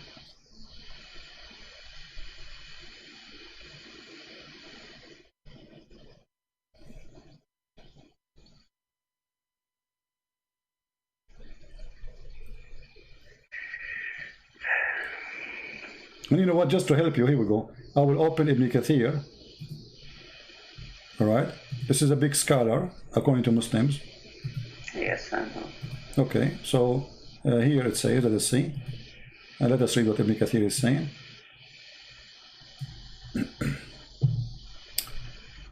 All right, here it says, he created them from water gushing forth, meaning a sexual fluid that comes bursting forth from the man and the women. The baby is coming from water bursting forth from the man and the woman. This is what the Quran is saying. Thus the child produced from both of them by the permission of Allah. And then he says, proceeding from between the backbone and the ribs, meaning the backbone of the man and the ribs of the woman, which is referring to her chest. That is science. That's too good to be true. That comes from the man. Yeah, and then he says here, proceeding from between the backbone and the ribs, the backbone of the man and the ribs of the woman, it is the fluid, yellow and fine in texture, is about the woman, and the child will not born except from both of them, i.e. the sexual fluid. That is science. If both of them, I did not hear it. Yeah. And by the way, here this is a statement. Ibn Kathir is copying your prophet. It's your prophet, he says about this, that the fluid of the women is yellow and thin in texture, and the baby will not be born without it, and without the sperm of the man, or the gushing forth sexual fluid of the man. So what do you think, my friend? If this is God, I mean, what kind of God do you say such a thing?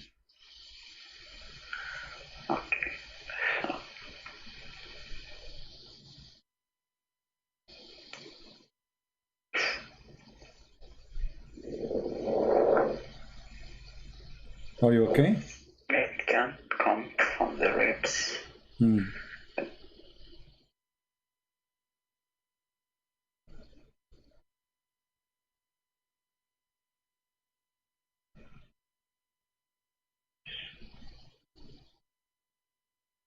Look, before just to tell you, because we showed this information in the screen, a lot of people converted to Islam right now as we speak. I mean, by hundreds. Unbelievable. This is amazing. We just discovered that women have a sperm coming from their ribs and men have a sperm coming from the backbone. And the baby will not be made unless we have both sexual fluid. That must be God. You know, that must be God. There's no one will know this unless he is God. His name is Allah. Other gods don't know that. You know, this is Allah only knows this.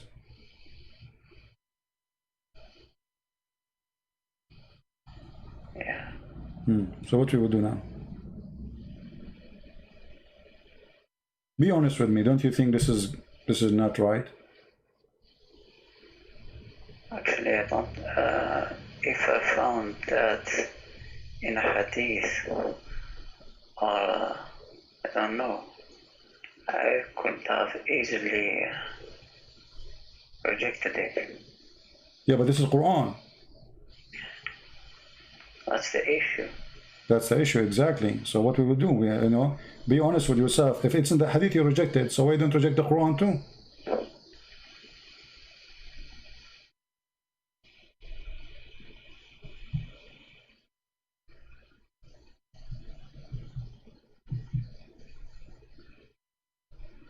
If I am you, as long as I have a basic decision, if the hadith says such a thing, I will reject it.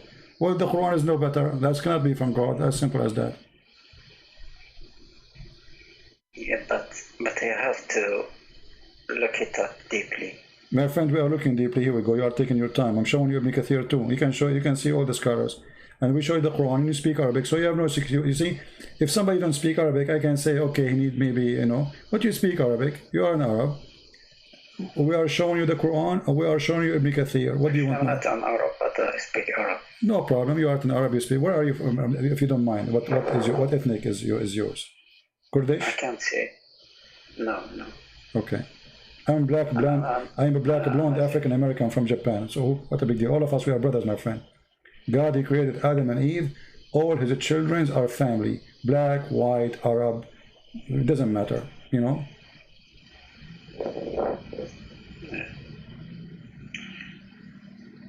I have to look it up what the scholars say. Well, I'm showing you the scholars, my friend. I mean, come on. You have to look up what the scholars. This is a Ibn Kathir. But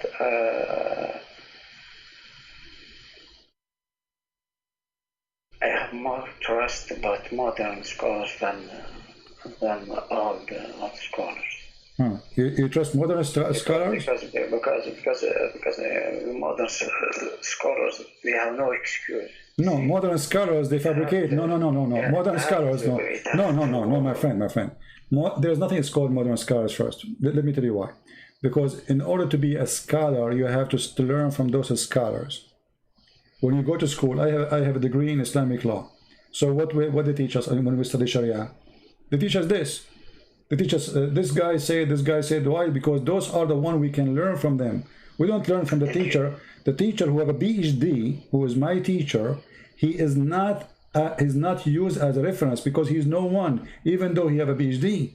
We have to use trustworthy scholars in the history of Islam. And by the way, Ibn Kathir is no one compared to the rest. There is way higher. So Ibn Abbas, etc. Yeah. Okay.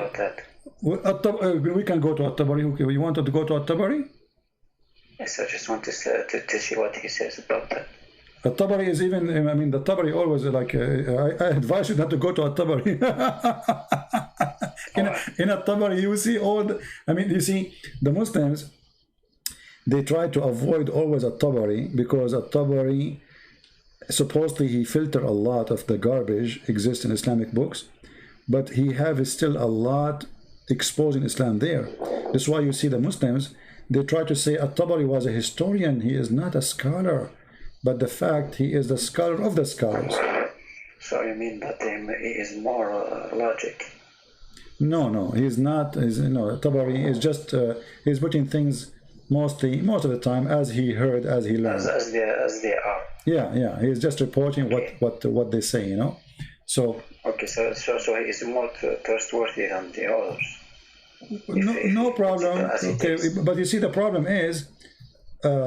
You Muslims, you choose who is trustworthy, depending what he's saying. If I go right now to At-Tabari, do you accept? Do you accept At-Tabari? I accept it if my mind accepts it. Here we go. So you Muslims, you pick up your cherries. You like, well, you choose what you like. You refuse what you like. No. You just said, okay. This is At-Tabari, my friend. You speak Arabic, right? If he has, my friend, what I should call you? What I shall call you? Give me a name. What I shall call you? You don't need to give your name. I don't care. Call you what? No, call me Ahmad? Lou. Huh? Call me Lou. Joe? Lou. Oh, Lou. Yes. Oh, la. Okay. Look at this. This is At-Tabari. This is your request. Remember, that's not my request. Can you read with me and translate?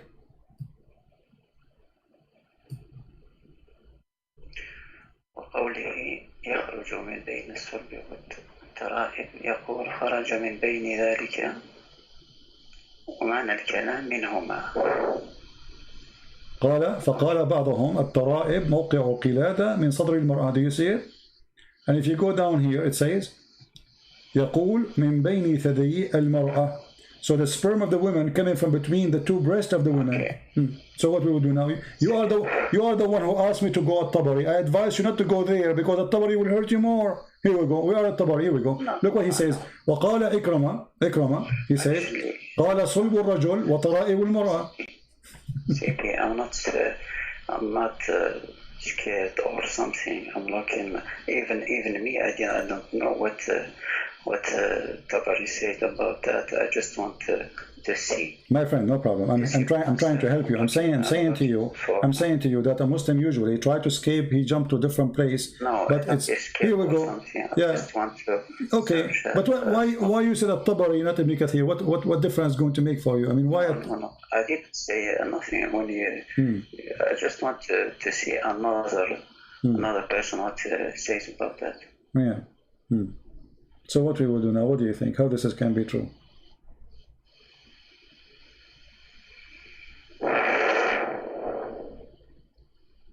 If I am you, I will leave Islam, and this is can't be from God. You know, I don't wanna offend you. I don't wanna insult your God. His name is Allah, but obviously for me, this is not God. This is a fraud. And Muhammad is making things up, claiming that God told him this. He's trying to make up like a sajja, you know the sajja, right? Which is a stupid way of talking. And he is, you know, it's like a poet. Yeah. It's not a poet, you know. It doesn't go to the poet. Poet is very high. Yeah, right. Yeah. I think like it's rhymes rap. It's like a rap, exactly. So he's trying to put words together to make a rap, and by doing that, he got into trouble. You know, he put rhymes. So what we will do now? Actually, I don't know. Yeah, I know. If I am you, I will leave Islam. You know, I can feel that you are a person who is decent. And you are thinking carefully, you know, and you will not accept this. So if I am you, you are an Arab, I mean, you speak Arabic very well, and you read English, you speak English. We show the reference in the screen. You have an advantage over others because you read the original language, and it shows what you shows you, and this is what Islam is about. And now the new scholars, they try to cover this, but the Taraib is Taraib al-Mar'a, you know, it's what the new scholar says about it. There's nothing called new scholars. I mean, what they will say, what they can say, my friend. I mean, this is Quran. So a new scholar first does not exist. There's nothing is called a new scholar. Okay. Forget about the name scholar or something. I mean, my friend, when you read something, how you support it? You support it by two things: the language and the hadith, correct? Yes. Which means if Muhammad explained this, that means we take what Muhammad said because it's confirmed. If it doesn't confirm, this is a different story, right? But the hadith confirmed this.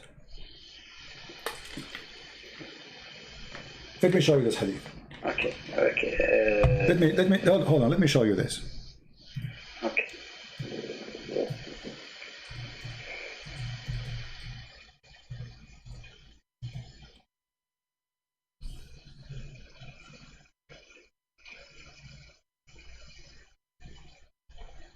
Let's see.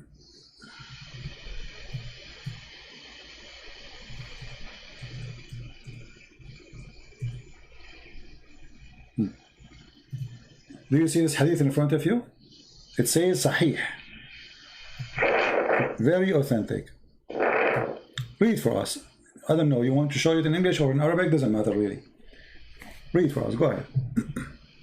I don't see it yet.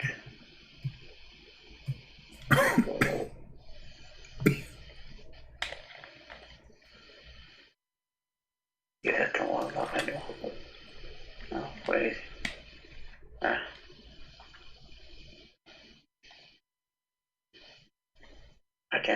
I can't see the beginning. Okay, in English. The man's water is thick and white, and the woman's water is thin and yellow, whichever of them comes first to tell me. For example, the parent. Whichever of them comes first. So Muhammad, he confirmed here that women have a water, men have a water, and without this water, without the water, the child will not exist, and it is a reason to resemble the parent, which means I can show you the hadith says adhkar, which means became a male. If the man have orgasm first, the baby will be a male. If the women have orgasm first, the baby will be a girl. So here, look what our Prophet said. that women, she have a sperm which is white, which is, sorry, thin and yellow. And the man have a sperm which is thick and white. And whichever of them comes first, the child will resemble the parents. This is garbage, and you know that. It says that it depends on which one comes first.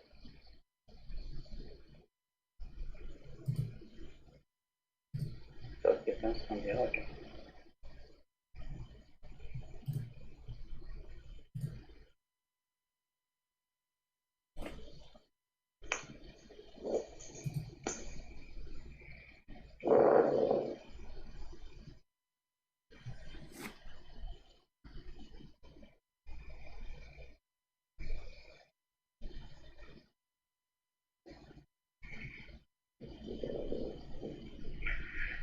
Okay.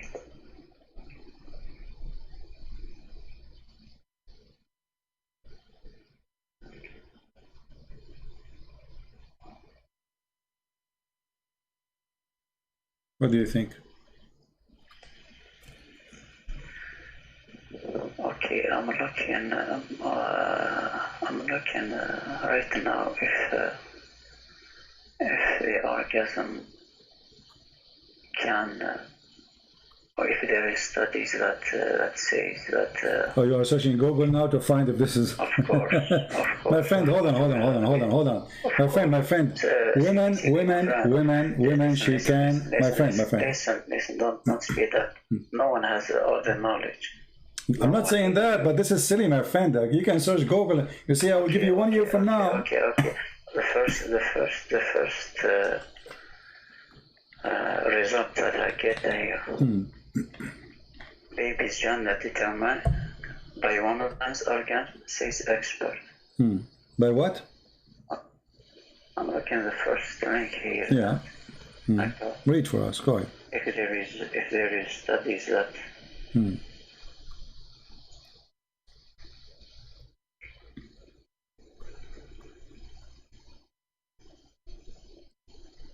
Everybody agree that the gender decide by the type of the semen which is fertilizing the egg. So if it's a male, it's going to be a male. It's a female, it's going to be a female. What your prophet saying, this is gushing forth fluid coming out of the private part, this is absolutely false. And he is making it so clear. He called the women water thin and yellow. Okay, my friend. So I'm looking if there are studies that confirm that or deny that. Okay, the first link that I got here, it says baby's gender is determined by woman's orgasm, says expert. And it says, she said that the orgasm a woman experienced, no, not here.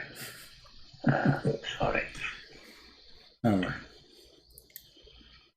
Okay, it says other than that, orgasm experienced but by woman during an intercourse with their partner can determine the gender of the baby.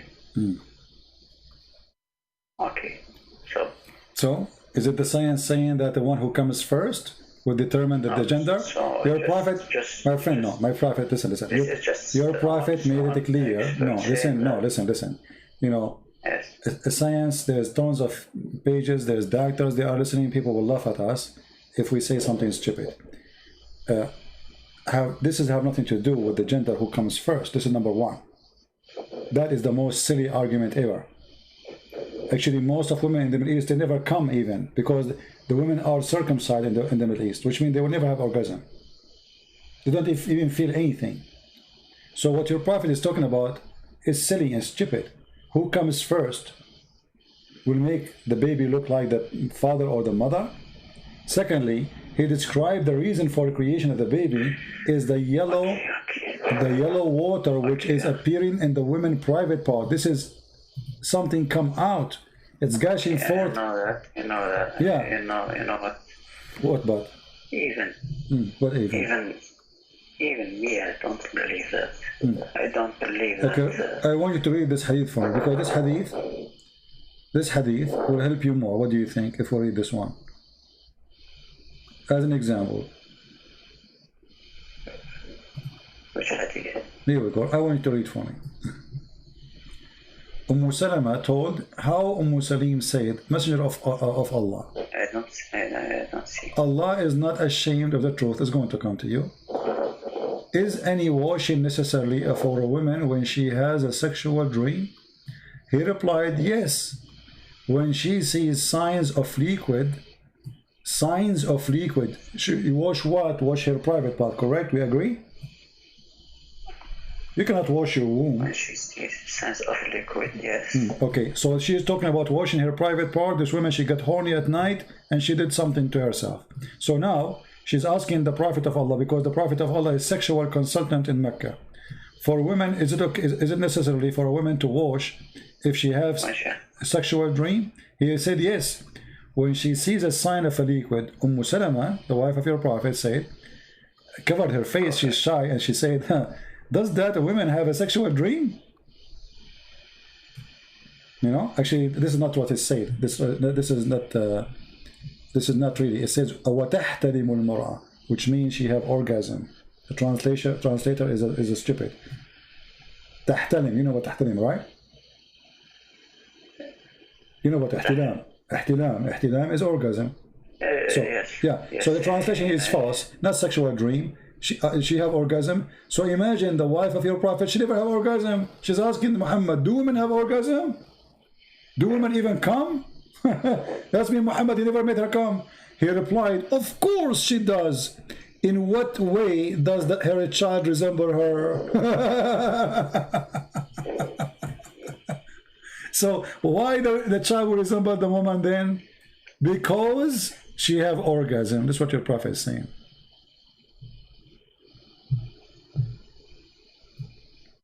And by the way, this is Sahih. Look what it says in Arabic here. الحكم متفق عليه صحيح. You see it?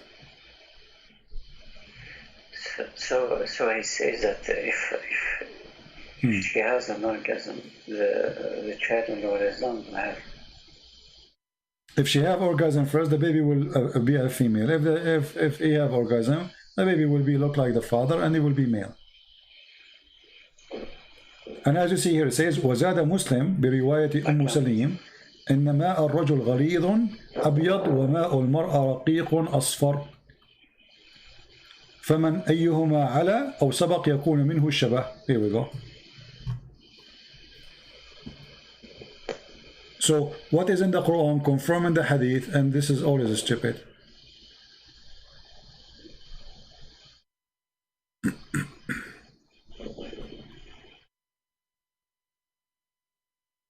And it is Sahih, it is accurate. So what we will do now, my friend?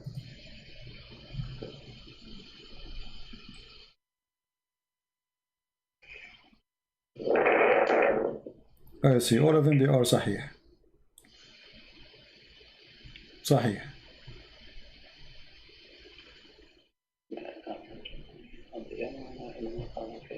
And here, just to make it clear, because some Muslims, they will say, oh, this is about the look, it's not about male and female. No, look at this. Here we go. You see, you speak Arabic, and they will take advantage of your speaking Arabic. It says here that the Prophet said, ماء الرجل أبيض وماء المرأة أصفر فإذا اجتمعا فعلى مني الرجل مني المرأة أذكر بإذن الله. أذكر. What أذكر mean? Became a male, correct? Yeah. Okay. وإذا على مني المرأة مني الرجل أنثى بإذن الله. أنثى. What أنثى mean? Female, correct? Yeah. Okay. So your Prophet is saying that if the man have orgasm first, the baby will be a boy. If the women have orgasm first, the baby will be a girl. And he described them that the woman liquid, which is shown in her private part, that is a gushing forth liquid that will make the baby. And this is always a garbage, because women, the liquid she have in her private part have nothing to do with having a child. That's absolutely false.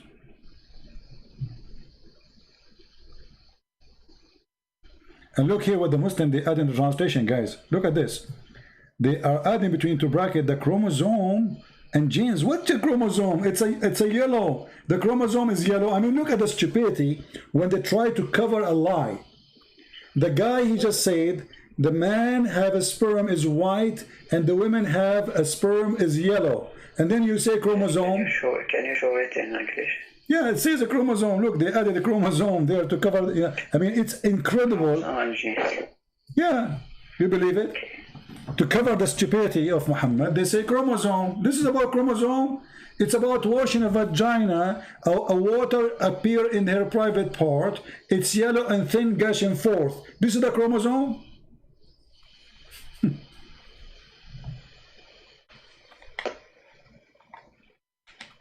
To cover the stupidity, they add words which is not there. This is odd. Yes, this is odd.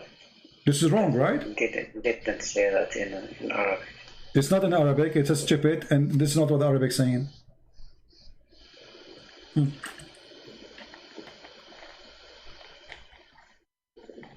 And just to show you how stupid it is, it says here, created by Allah decree. How do you say if he comes first, the baby will be a boy, and then created by Allah decree?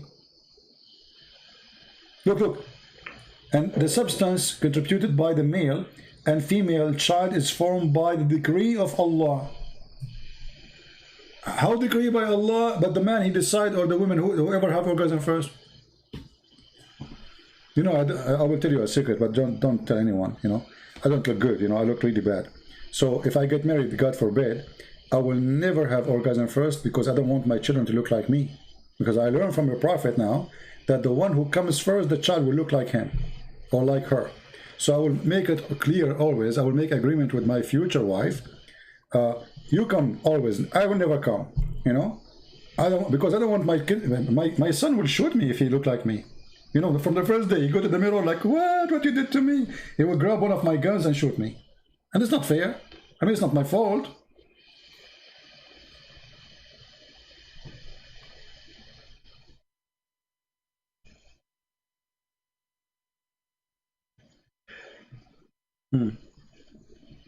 So what do you think, my friend? Are you going to leave Islam today or not?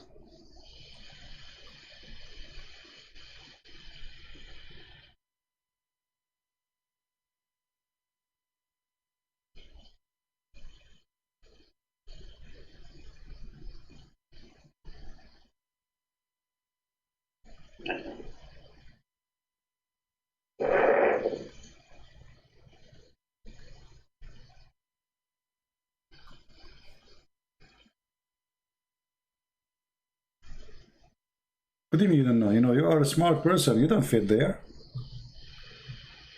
Do you really belong to this, you know, with my respect to you, my friend, do you belong to this garbage? This is garbage. This is not God. I mean, what kind of God? You do not know even if the baby is made. A different verse in the Quran, Allah, He says that the baby, the sperm of the man, became a congealed blood. How in the world the sperm became a blood, dead blood?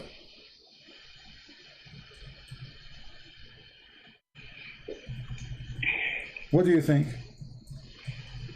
According to the Quran, the first stage is sperm, and then خلق الإنسان من علق.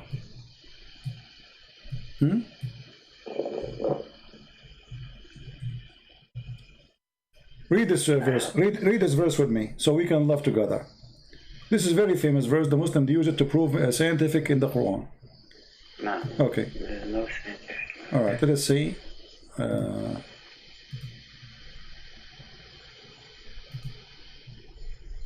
You can read in Arabic. ثم خلقنا النطفة علقة فخلقنا العلقة مضغة. Look at this. Then we made the sperm into a clot of a congealed blood. How the sperm became a congealed blood? So the first stage, according to the God of Islam, the sperm itself will become a congealed blood, and that will make a baby. Where is the woman thing?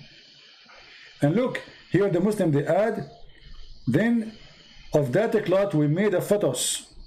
Fetus doesn't say that, you know? It says lump. Yeah. So how the sperm became a dead blood?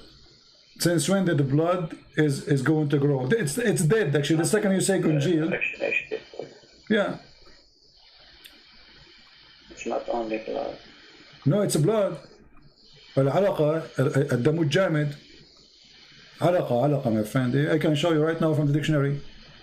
ثم خلقنا النطفة علقة فخلقنا العلقة مضغة فخلقنا المضغة عظاما فكسونا العظام لحما.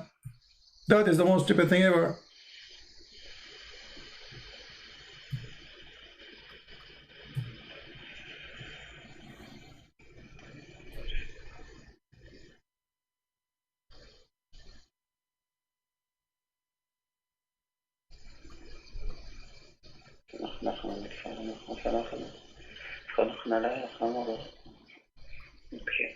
Do you want to show you At-Tabari again? No. Yeah, but this is stupid. It's obvious, you know. Alaqa, when you injure yourself, a blood will be dry in your skin to stop the bleeding, correct? But this is dead blood. Yes. That never grow, you know, and after some time, when the skin is healed, that blood will be dry, will go out, you know, we can't take it from your skin. What kind of God? You do not know how the baby is made.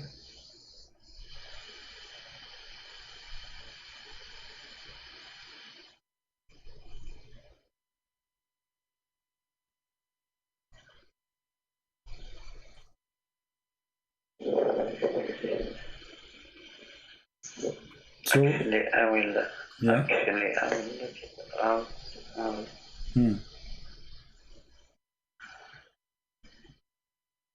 I will look at him, but because I'm not good in English, I'll look at him first.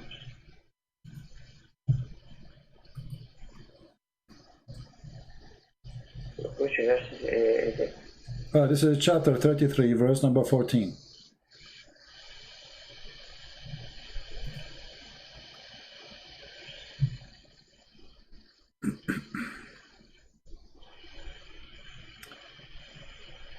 And this is, here we go, I will show you dictionary. This is the dictionary.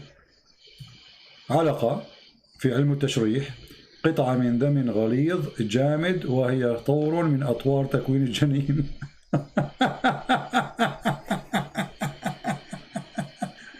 And he continue after that. And this is mentioned in the chapter in the Quran, etc., etc. Okay. How this can be true? It says here, this is dictionary. This is our Arabic dictionary. It says قطعة من دم غليظ جامد, a piece of thick blood, and it is جامد, solid. Does it say جامد? Yes. Okay, so جامد is solid. This is dead blood. I mean, how in the world the dead blood? It's a solid blood. No, جامد doesn't mean dead. It's dead. This is why it's jamid, my friend. Jamid means it's. Okay, what jamid mean? Tell me what jamid mean. It's solid cold. Thank you. Solid. Okay, so the blood will not become solid unless it is dead. As simple as that. This is why people they die because of heart attack. When a piece of blood block their like the rain of blood into the heart. But here it's before it even starts running. Yeah, but here it says the sperm became a dead blood. But how the sperm became a dead blood? Okay, how the sperm became a solid blood? Forget about dead. But you can go right now and search for congealed blood. You will find congealed blood is dead blood. Congealed blood is the dead. When you cut yourself, if you have a cut in your hand or foot, whatever, the blood will come out.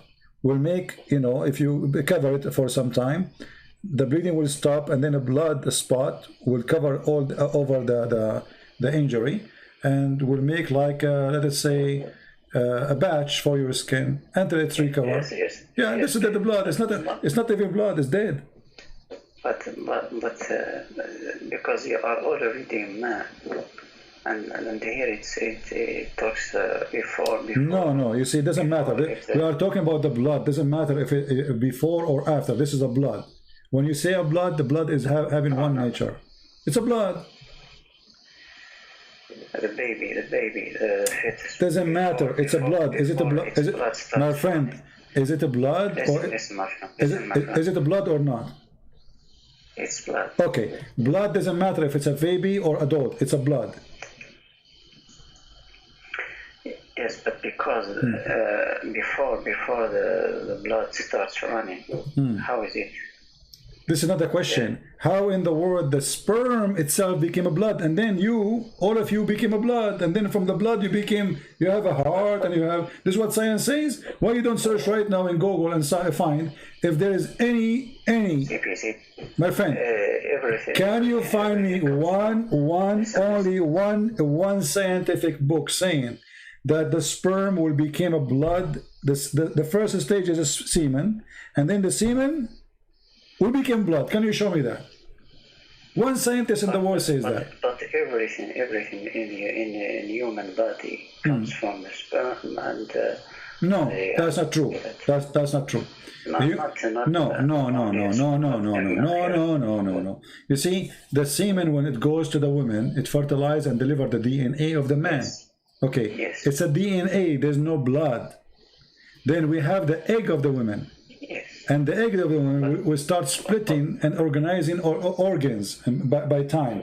So what the Quran is speaking about, first of all, here we notice that the women egg does not exist in the Quran. We have a water which is thin and yellow, and the woman, she have to wash her private part when she see it. Remember, right? This is the gushing forth fluid coming from the ribs, and now we have the sperm of the man, which is coming from the backbone, according to the Quran, became a conjugal blood. How do you say boida in English? How you say boy in English? You just said. You just did. No, boida. Boida, egg. Yes. Egg. It's an egg. It's an egg. You see here we say it. Look what they say. Then we made the sperm into a clot of a congealed blood. So what is the transformation start from what? From a sperm into a blood. There's no other thing. And then we made the clot, the congealed blood, into a clot. And then we made the clot into a lump. And then we made out of the lump bones and clothed the bones with the flesh. So from the beginning to the end, we have only sperm, then blood, then a clot, then lump, and then from the lump we made bones. And then we closed the bones. So according to the Quran, the sperm became bones. The sperm became blood.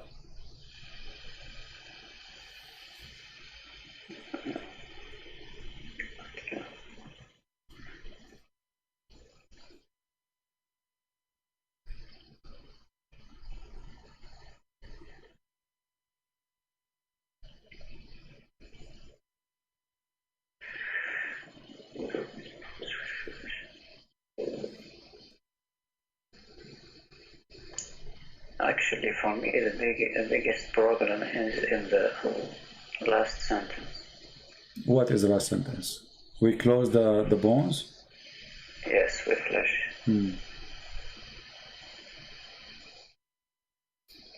But here there's bigger problem, my friend. Do you see here it says فَتَبَارَكَ اللَّهُ أَحْسَنُ الْخَالِقِينَ? Don't you see a problem here too? Big problem. The best to create? No, not the best of to create. You see, they lie in the translation. Look, here it says the best to create. But in Arabic it says the best of... No, the verse, it's أحسن الخالقين. Okay, what al-Khaliqeen mean? Al-Khaliqeen, what al-Khaliqeen mean? Creators. Creators. How Allah is the best of the creators if He's the only creator?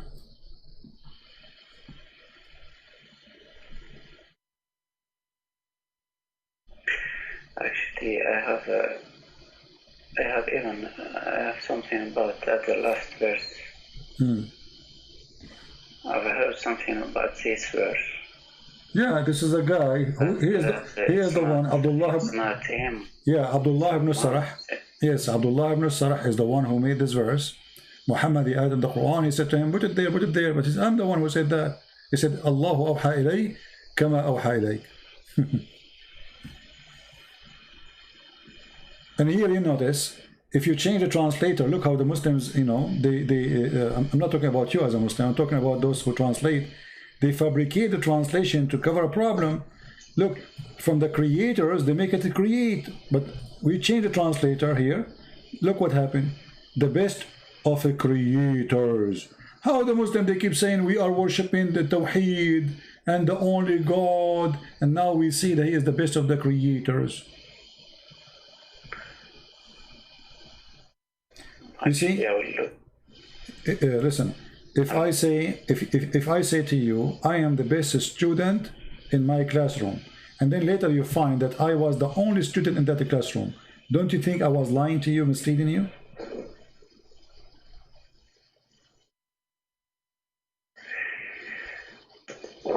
You know what I mean? Because when I say I'm the best student between the students, and there's no student, that's I did lie to you. So here Allah, if he is saying that such a statement, he admitted that there is a creators, and he's not the only one, is God.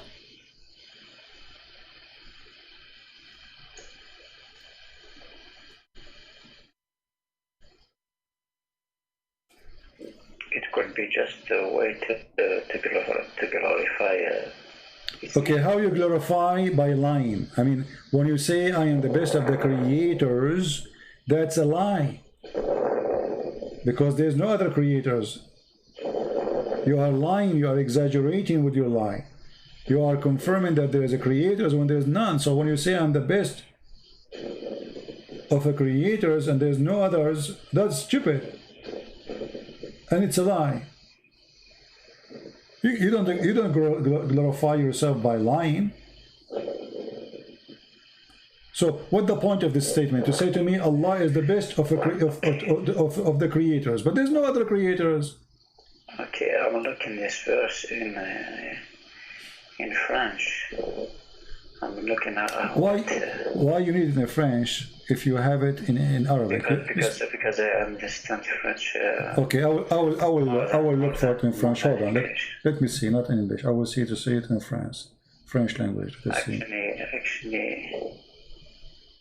Let us see where we can find the French. Where is the French language Quran? I'm sure they lie, you know, in the translation too. Yes.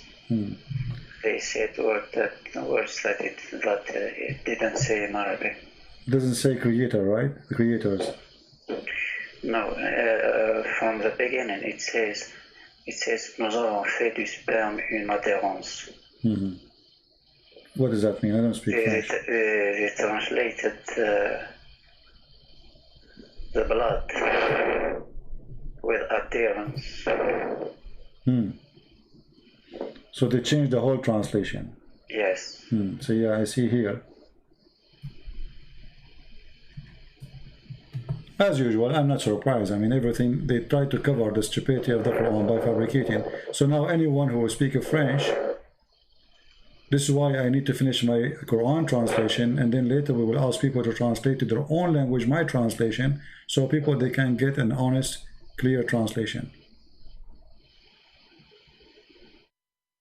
Yes, it says nous avons fait du sperme une adhérence. It doesn't say in adhérence. It's just a word that they come up from their mind. Deceiving. This is the method of Islam. Actually, there is no mention about blood here. Yeah, the blood is gone. Okay, that's good. So now, if you are a French, you don't speak Arabic, you read it, you think, okay, there's nothing wrong there. This is the whole purpose of false translation. Yeah.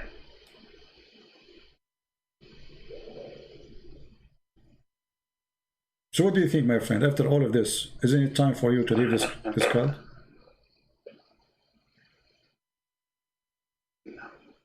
No? You don't want to leave Islam? Huh? I'm reading it again.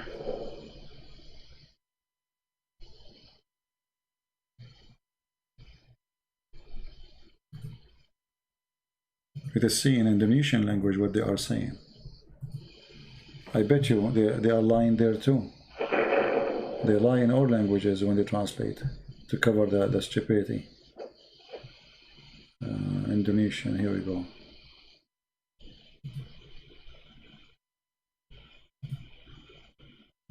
Okay, in Indonesian it says... Okay, I think I was wrong here.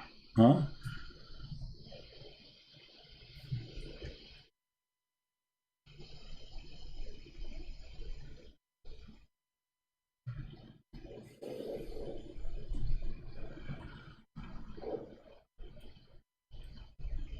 Okay, علاقة, they translated علاقة with utterance, something that has... My friend, forget about translation now. You speak Arabic, I speak Arabic, the problem is solved, correct? Okay. We do not need... I think I was wrong. Yeah, I'm taking advantage. You know, you should take advantage if you speak in Arabic. But it's translation. Yeah, I showed you the dictionary, correct? It says, here we go, this is the dictionary. علقة في علم التشريح علقة من دم غليظ جامد وهي طور من أطوار تكوين الجليد. According to what? According to the Quran. العلقة اسم العلق, even there is a chapter in the Quran, العلق اسم سورة من سورة القرآن الكريم. Right?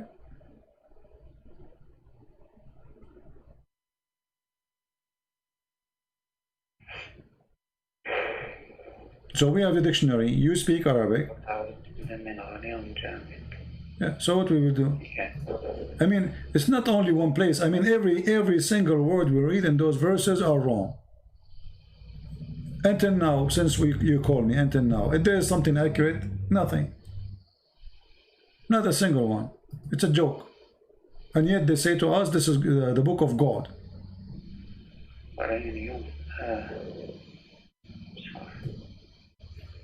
And look here, this guy. Then we made the nutfa into a clot. Let me ask you, do you know what nutfa mean? Yes. Nutfa, how many sperm inside the nutfa? Millions. Yeah. Okay, how millions of sperm became semen, became a baby. Nutfa is not one semen. It's a drop. It's a drop of sperm. And that means your God saying, we made the nutfa, a drop of semen, into the whole of it, all the drop, it's not a semen, it's a drop of semen. That's another mistake too.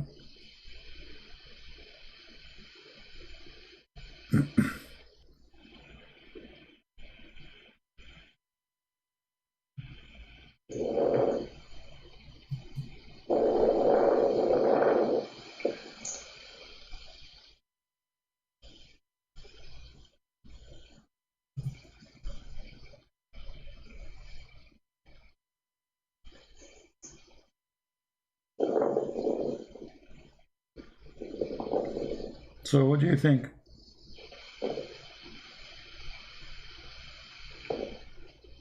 It doesn't have to be specific here or detailed. When it says not for, it doesn't have to talk to detail. My friend. Okay, hold on. Listen. I don't know how old are you, my friend. It says nutfa. All of it became a clot. Does it say that? No, it doesn't. No, it make it clear. Listen. Then we made the nutfa. What he made? He made the nutfa. He did not make a semen. He made the nutfa, and the nutfa is a drop. A drop. It's not one individual semen. We can go to the dictionary right now.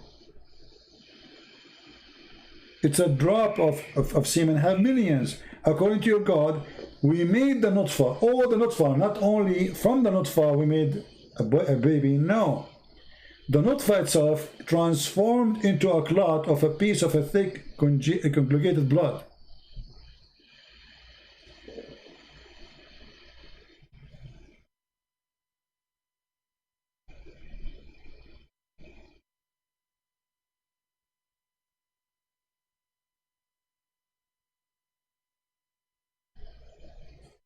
I mean, the more you read deeper, the more you find every single word is stupid there.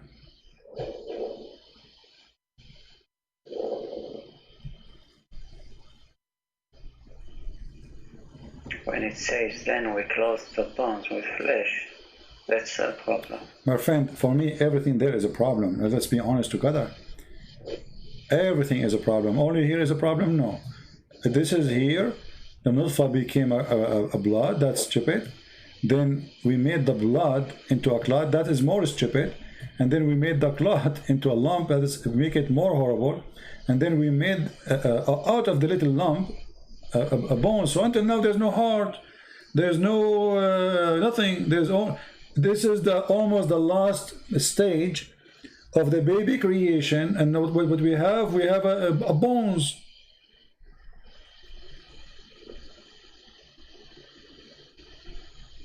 We have just the bones inside the women, you know, bones, just bones, and then after that we close the bones with the flesh. So according to the Quran, all the flesh, and this, remember here, this is God talking. This is God talking. It's not like somebody making a meditation saying, God, he closed my bones, God, etc. I accept that, no problem. But this is God explaining to us supposedly by stages. It's not a person saying, God, he closed my bones with the flesh. God, he gave me heart. God, etc. No. This is what we made, how we made you. Look, and indeed we created the man, supposedly talking about the first one, from a clay, and therefore وَخَلَقْنَا الْإِنسَانَ مِنْ سُلَالَةٍ مِنْ طِينٍ, and then he says ثُمَّ جَعَلْنَاهُ نُطْفَةً فِي قَرَارٍ مَكِينٍ. Nutfa. And look what the translator he said here. It's a mixed drop of male and female sexual discharge. Do you see it?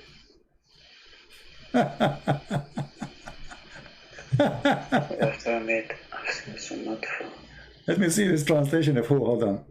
This is translation of Hilali and Khan. Hilali and Khan. Muhammad Hilali and Muhammad Khan.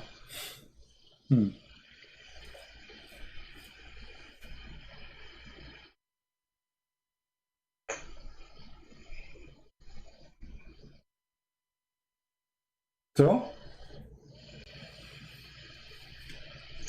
you know, if all of this did not make you leave Islam, it means that there's something wrong with you, with my respect to you. You're trying just to make it impossible to leave. You don't want to leave because there's something else. I don't understand. But there's no way, after all what you saw, you are not seeing the truth. It's impossible.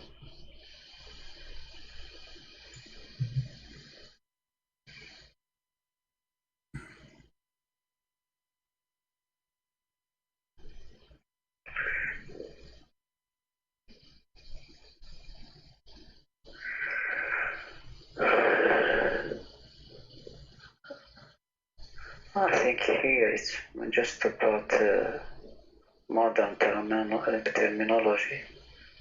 This is modern. This is modern for you. Yes. This is sound modern for you. No. Nutfa. When you say nutfa, it's a drop of liquid. Nutfa is a drop of liquid. When you speak about nutfa, when you come to the man, you are talking about a sperm. So it's a drop of liquid. Have, according to science, a drop of sperm is millions of sperm.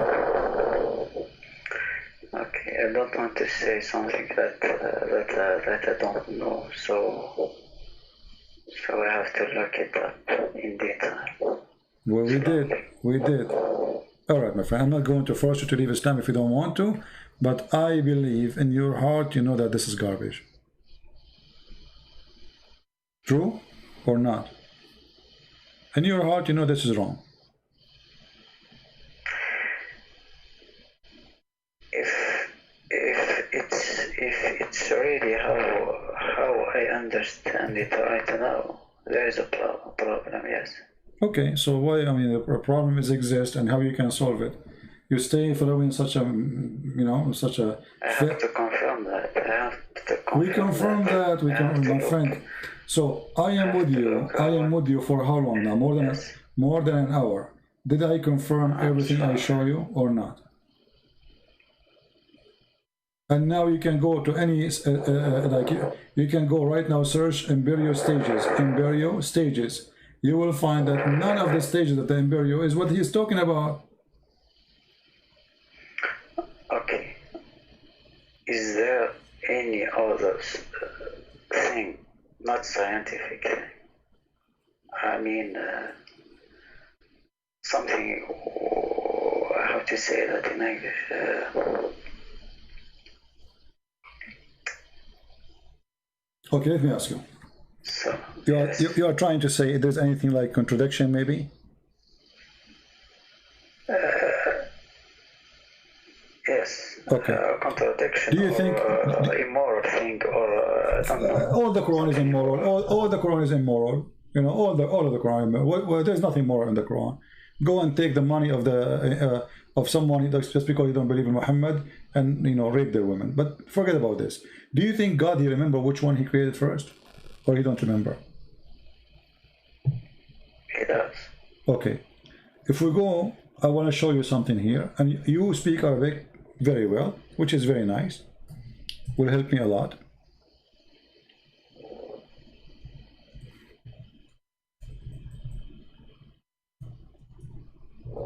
Let's see.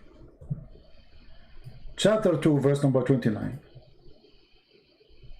Can you tell me what the verse saying? I will show it to you in Arabic first.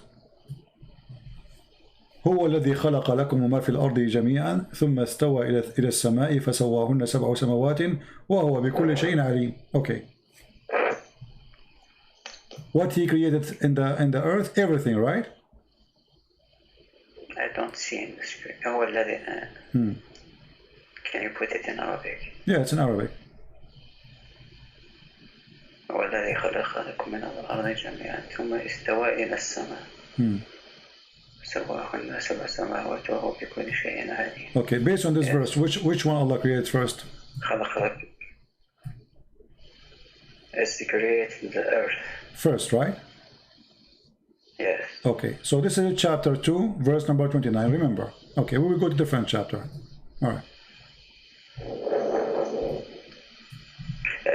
No, actually it says, okay, let's see it before. No, make it clear. What it says. It says here, هو الذي خلق لكم ما في الأرض جميعا. كل ما في الأرض, everything that right is on earth.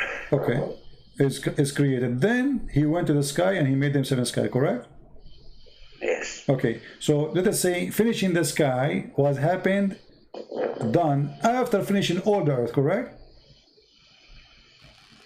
All that is on earth, ما في الأرض. جميعا. When it says ما في الأرض, it means all that is on earth. All right, exactly. جميعا, which means there's nothing left. I mean, animals, everything. Okay. Everything and then, earth, okay, and then he went to the sky and he made them seven skies. So making seven sky happen after creating everything in the earth, correct? Yes. Okay, so this is confirmed. Let us go to the front verse. Okay.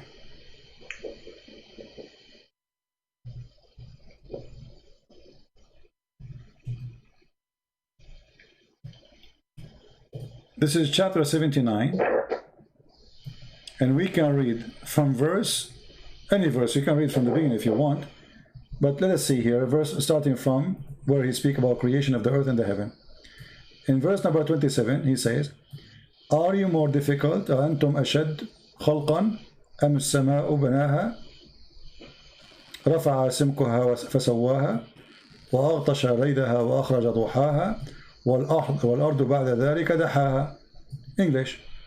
Are you difficult to create, or heaven? He constructed, he raised its masses and proportion, and then he dimmed its night and he brought its day, which means he created the sun and the day, etc. So this is the first, and after that he created the earth. No, it says والأرض بعد ذلك دحاها. دحاها. Okay. It says the earth after that is spread. Okay. Okay. Let's go. Let's stop here. Let's stop here. Yeah. In verse number 2, you remember, you are the one who agree with me that Allah, He finished first everything in the earth, and He went to heaven and He made it 7, correct?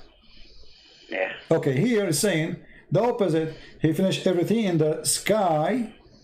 He made day and night light, and then after that He go back to work in the earth, and after that He spread the earth. He made it flat. Actually, the word ha meaning flat. And then from it, He produced water and pasture. This is after. And then He placed mountains.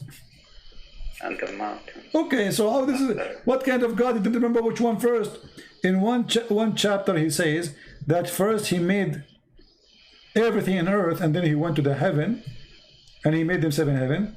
And this is chapter 2, verse number 29. And then in the other chapter, He says, which one is difficult? Okay. Making the heaven and construct it, He raised it above, and He gave it proportion, and then He gave it the light, which means the sun, and etc. And then after that, He made the earth flat. And now He continued. What after He made the earth flat? Then He made the water coming out, and then He put the mountains. So the last thing was done. It was the earth. Very simple. Can you go down a little? No problem. We go as much you want, but the rest is not really, have nothing to do. After that, He speak about the judgment day, etc.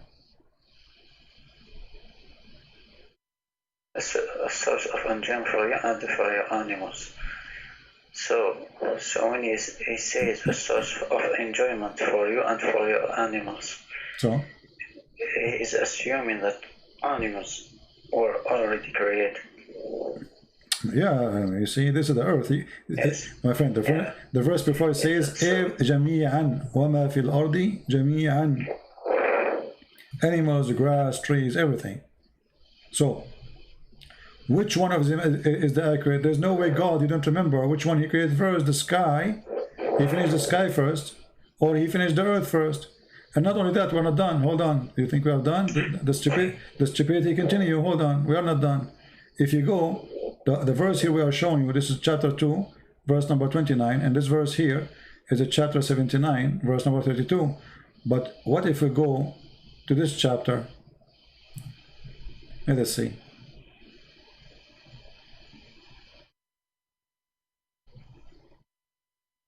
And then people will start laughing. And you will start laughing too. Read with me. This is chapter 41. Do you reject the one who created the earth in 2 days? And you attribute equal to Him? And then He continue. He placed stabilized mountain. By the way, it doesn't say stabilized mountain. It says, in translation is funny. He placed mountains in the top of it.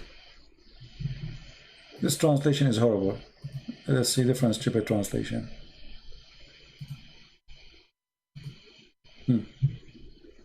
He set on earth mountains standing firm high above. So the first thing is what? He created the earth in 2 days. And then, second, He put in the top of the earth mountains standing firm high above, and bestowed the blessing on the earth, and the measure of things, all things given measurement due to proportion. In 4 days, the total is 6 days. This is the first stupid thing. 2 days plus 4, that is 6.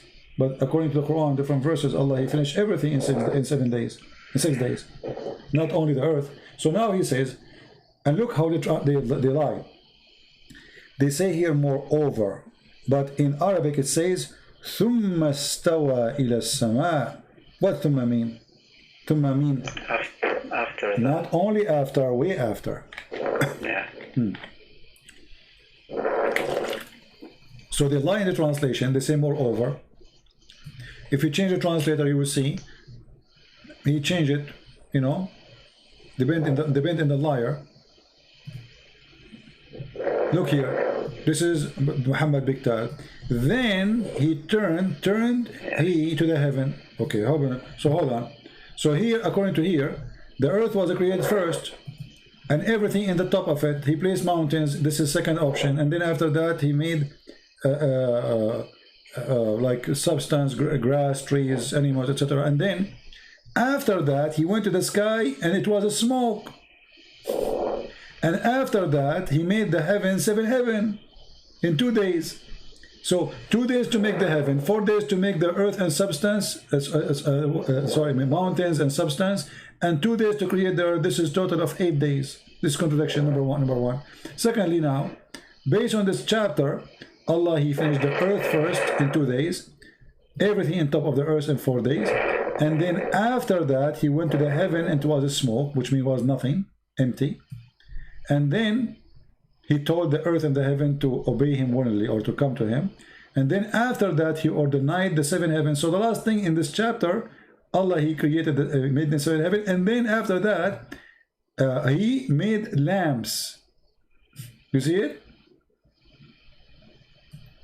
So according to this chapter, the last thing Allah, he did, supposedly, Allah created the stars, including the sun. Yeah. Okay.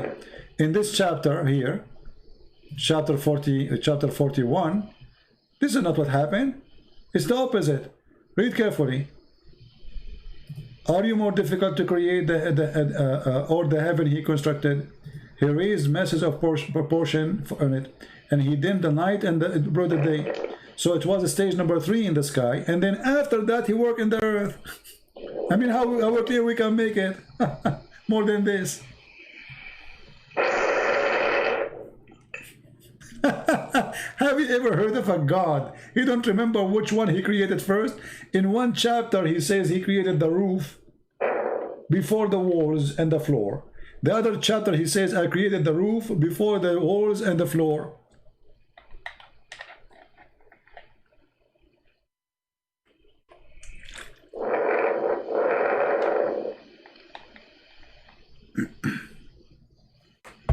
I hear you. You are breathing heavily. I'm thinking. No, you are not thinking. You are living Islam. I believe that you made the decision already. You are not thinking. You know it.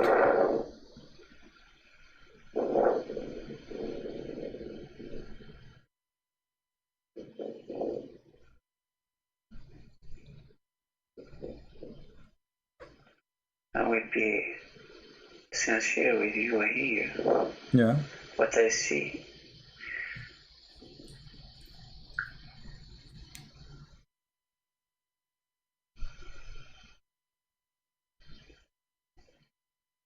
I see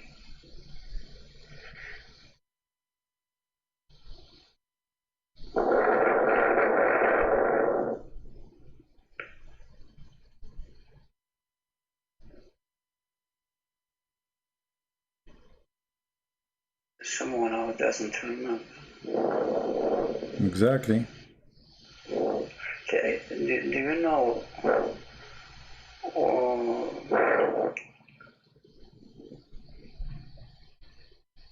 in what period these verses are they distanciated in time between them?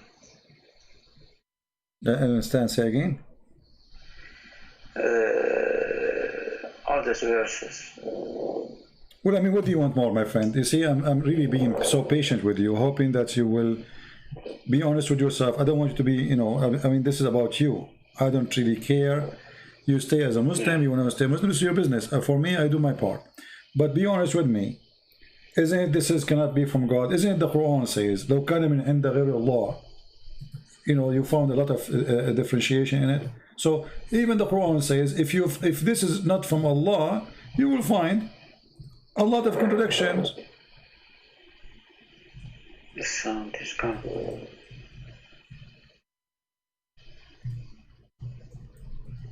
Okay.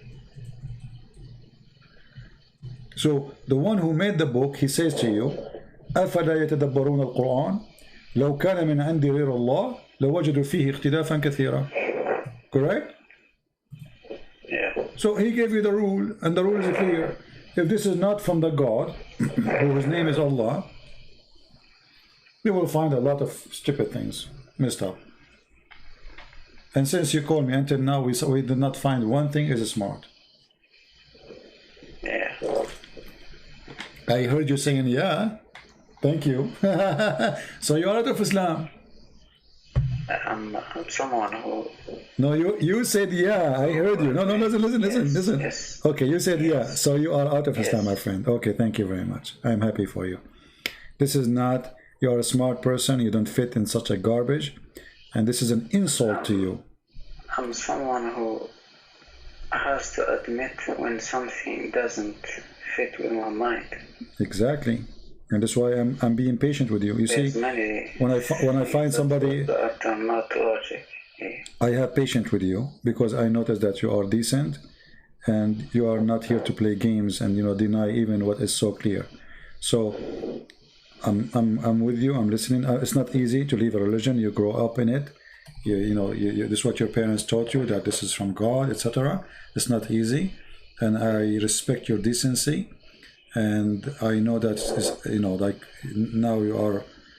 I know what's happening to you, but at the end of the day, I mean, it's not a religion which we should follow. We should follow the truth. It doesn't matter what it is. The truth, That's my guideline. Exactly. So how this can be from God? This is no way it comes from God. So Muhammad is a fraud, obviously. Now, for me, my name is a Christian Prince. You know that, right? Yeah. And a Christian Prince means that a Christian is going to invite you to accept the Messiah as your Savior. What do you think?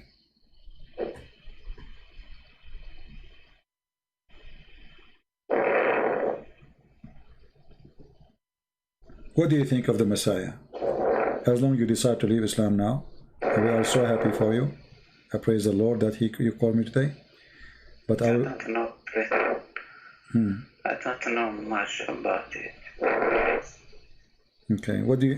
So I can't. Okay. Let us do this.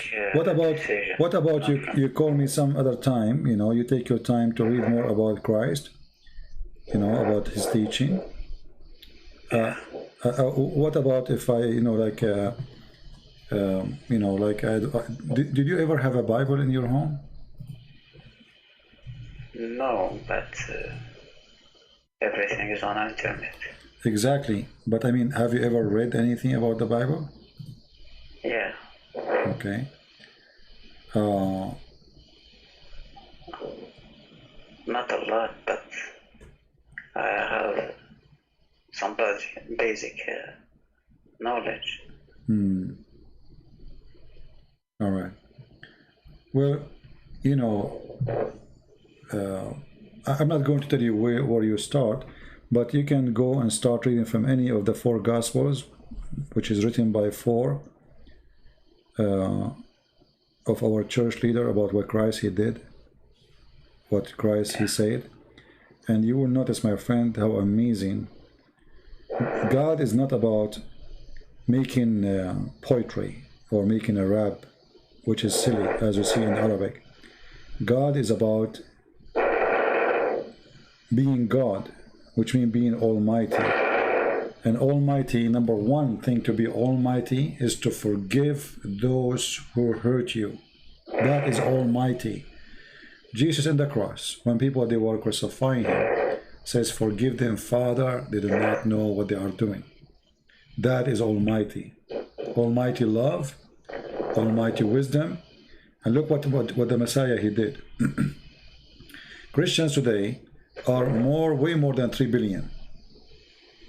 And now, if the Messiah did not say, "Forgive them, Father, they do not know what they're doing," some who call themselves a Christian, they might go after the Jews to kill them, which is wrong. But the Messiah, He did say, "Forgive them, Father." So even when He is in the cross, He is thinking of you and me. What will happen to us after? That is God. You see, when the Muslim they come to us with the Quran, scientific miracle, and then we study, we find that all of it is rubbish and stupid. We find that the Quran is an empty book. There's nothing there, nothing real. It's just a collection of stupid stories, like Al-Khadr, the guy who drank from the fountain of youth, and because of that he never died. Do you know that Al-Khadr, he was in the funeral of Noah? He was in the funeral of Abraham. He was the funeral of Muhammad. You know why they call him Al-Khadr, right? It means green. Yeah, green. But do you know why they call him Al-Khadr? I don't know. This guy, he drank from a fountain, which this fountain, whoever drank from it, he will come back to life. In Arabic, we call it Ma'ul Hayat. You heard of this before? Okay. The water of life. So he drank from a fountain, it's called the Fountain of Life. Actually, I heard about this story, but not in Quran. Or, this is in the Hadith, You know? yeah. Yeah, in the Hadith where Allah, he sent Musa to learn from Al-Khadr. And No, then... actually, not with Moses or something. Yeah, there's a story of Gilgamesh. water of I think I heard it. Yeah, there's in the heritage of the Persian and the Assyrian stories like that. You know, this is why if you see in the Quran it says Ma'ul Bahrain, Marjul Bahrain. Do you know why? Do you know why Al Bahrain is mentioned there? Al Bahrain, you know Bahrain? It's mentioned in the Quran. Why? Because supposedly the fountain of youth is there. Is there? Yeah. If you go to chapter 18, you know, and then No, it's changed. yeah, if you read the chapter there and you read the interpretation, you will see that Allah, he sent Musa's to Al Bahrain, which means two seas, and this is where supposedly his whale, which is dead, is going to receive some water from the fountain of life and come back to life, you know. And this is what the hadith come from too. So if we go in the hadith, let's see the story of Moses. Here we go. You see, here we go. Let me show it to you so you can add this to your knowledge. I hope you did enjoy talking to me and you learned something good for your future. Yes. All right. I learned a lot, actually. All right. Read with me carefully here. It says, Yeah.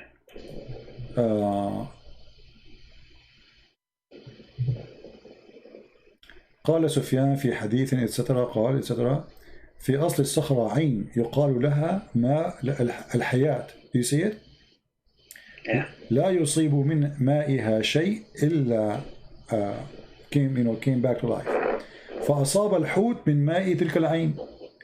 قال فتحرك وانسل من المكتل فدخل البحر فلما استيقظ موسى etc. So what they are saying here, that there's a fountain of water. It's called the fountain of life. Whoever get in touch with this fountain or spring, he come back to life. Read carefully. The spring of water, at the rock there was a water spring called Al-Hayat, the life. And none come in touch with its water but become alive. And this is where Al-Khadr himself is Al-Khadr, because he drink from that water, so he never die. This is Islam. This is religion. What a story. Anyway, my friend. Seems like a legend, yeah. It is a legend. This is the legend exists for the Persian and for the Assyrian in north of Iraq. You know, this is very well known. I have one final question. Sure, go ahead. You mentioned Gilgamesh at one time. Yeah, in Gilgamesh's story, looking for the life. Yeah. Yeah. Yeah. Are you from the people? Are you from the people of Gilgamesh? No. Oh, I okay. have a question about. All right. About Noah's story. All right.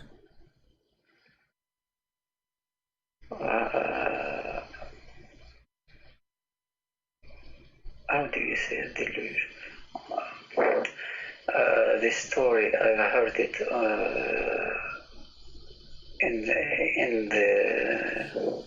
How do you say that? I'm sorry, my English is very bad. No problem. Okay. Forget about it.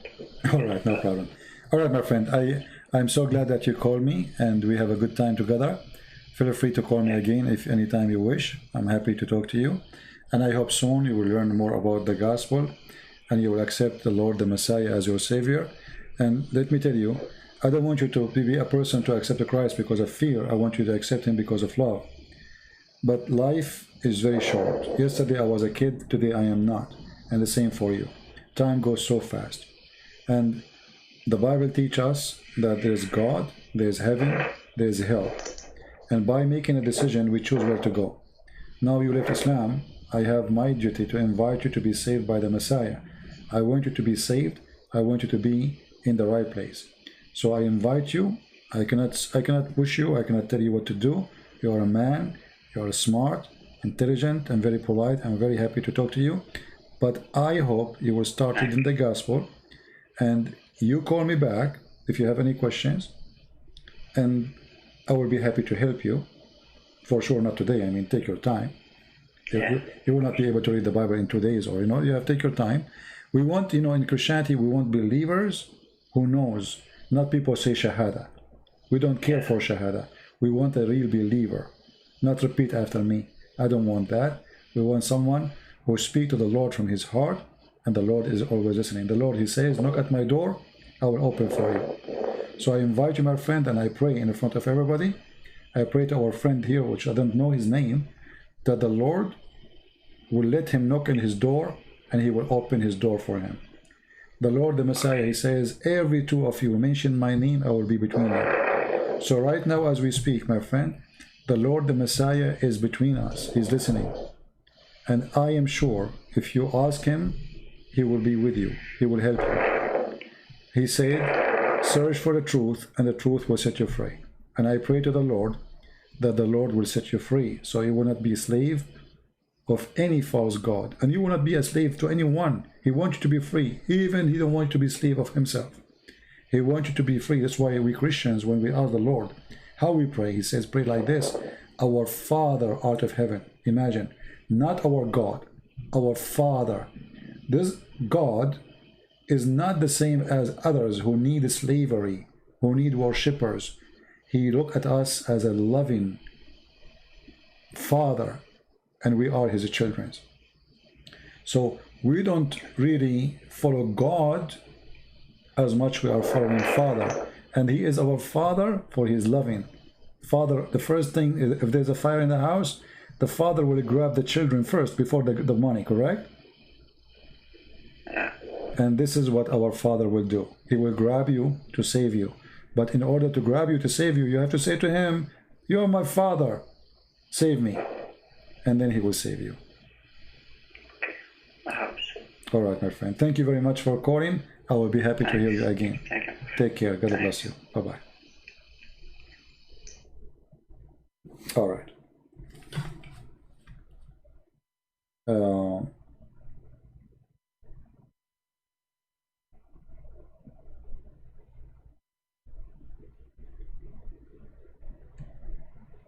I lost my voice.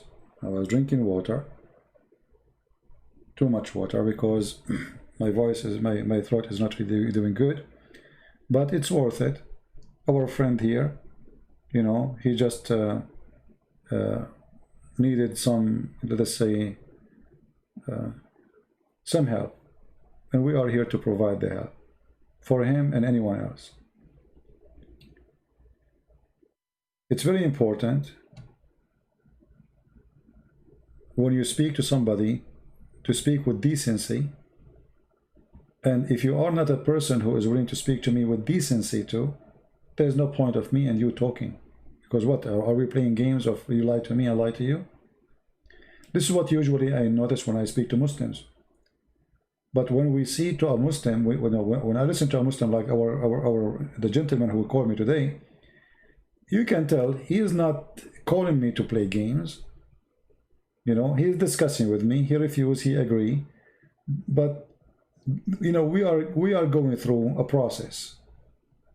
And I understand that in the beginning it's going to be hard, for him to accept, but he is decent. He see it in the front of his eyes. Nothing we mention, but we show. Nothing we said, but it's their book. And now it's not his book no more, thank God. So how he can refuse it? It's impossible. The only thing I wish that he opened his heart to the Messiah, and I hope he will do that, for the Messiah is really the best gift we can receive. Our life, I mean, look at our life. You see, people, they are so much attached to things around them. I mean, somehow it's a boring life, isn't it? I mean, the same food, the same, etc., the same. I mean, we try to create a joy around us, but when you are in love, with love itself, you are enjoying life. And one of the amazing thing about the Messiah, he make you in love with love, which means you love for no return. So you walk with this person who is a Muslim. He asked you to, he said hello. We walk with him 1,000 foot, 1,000,000 foot, in order loving to save him. And that is what the Messiah does to us. He make us enjoy in love, a love nobody can know unless he is a person belong to it.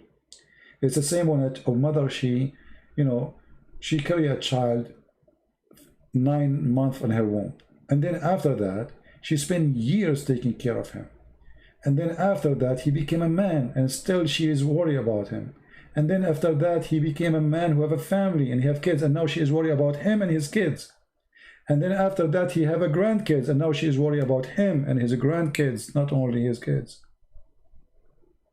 That is love, a love which is given by the Lord himself. So if we cannot reach the point where a good mother, because not all mothers are good, a good mother who is full of love, giving with no return, we cannot know who is Christ is. I believe one of the miraculous sign of God is what he put inside a female mother. Have you ever seen a cat carrying her babies from a place to hide them, to protect them? Have you ever seen a little tiny bird feeding her babies? It's amazing. That is God, my friend. God is not a poetry. God is not scientific miracle. God is not all this garbage people they try to attach it to God to make God God. God is love. And the God who is not love is a fraud.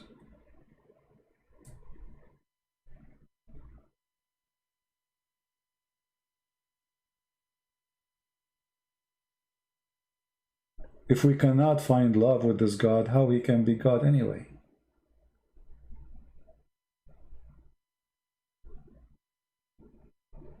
If an animal, if a cow, she take care of her babies.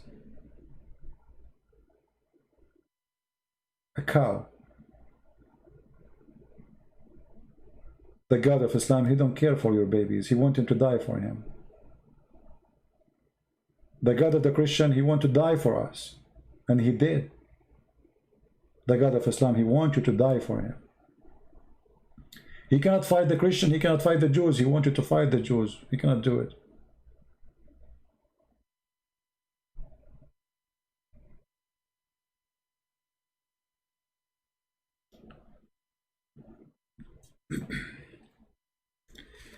God is good.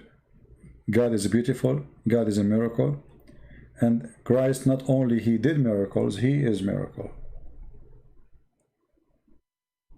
He is the miracle itself. So we pray for our friend that soon he will call us and he will say, I accepted the Messiah. We pray that all those who are going to watch this video, they will be more smart and not to follow propaganda machine trying to deceive you. As you see, translation is false. All Islamic translation is nothing but a chain of fabrication. The purpose is one, is to deceive you.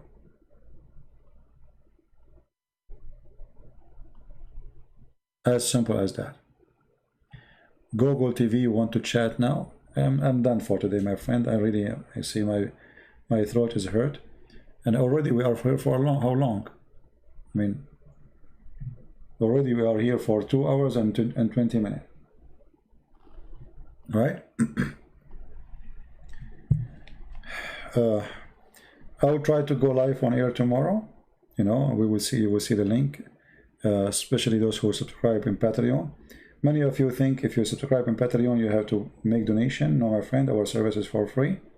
You make donation or not, that will not make any difference. Donation is just to support what we do. So subscribe in Patreon, and you will see when I'm going to go live on air. It will be updated, because Patreon send you email immediately when I post something there. YouTube don't. Many of you miss the broadcast because you don't receive notification, and obviously they censor. Most of the videos I post on Instagram, they don't even go there. I make a video, I post it, it says this video cannot be posted. Why? Don't ask. All right? So stay updated. And for sure, I want to say thank you for all those who support us. I really appreciate you. And I appreciate that the Lord, He put good hearts between the evil hearts. Because if everything is evil, this earth will be destroyed. The good heart people are the one who is saving this earth. Not by their act. No. God will not destroy it as long as there is some people who they have good hearts. When people who have no heart exist, no good heart exists, or they are became very little tiny minority, then this earth is time for it to be destructed. This is why you will see that heaven and hell, or let us say the judgment day, is not about pre-decided decision God he took. It's about us. We decide when the judgment day will come. The more we are corrupt, the more we are false, the more we are far away from God, the faster judgment day will come. The more we are decent, I mean, why judgment day will happen if people are good? Judgment day is a day of anger, a day of calculation, a day there will be questions, what you did. But if you did nothing wrong, judgment day will never come.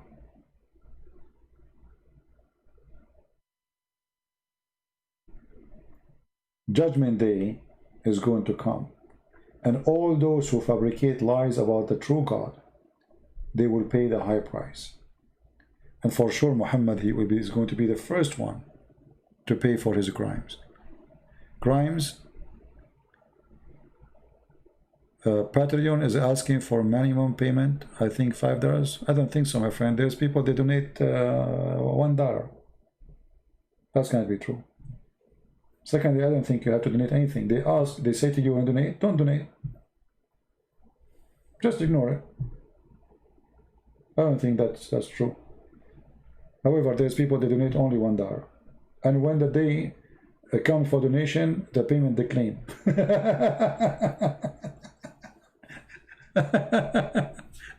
You know what I mean? So, no, I don't think so. And in the same time, you see, people who support us, I appreciate them very much. Everybody, we need support. But I am here for free.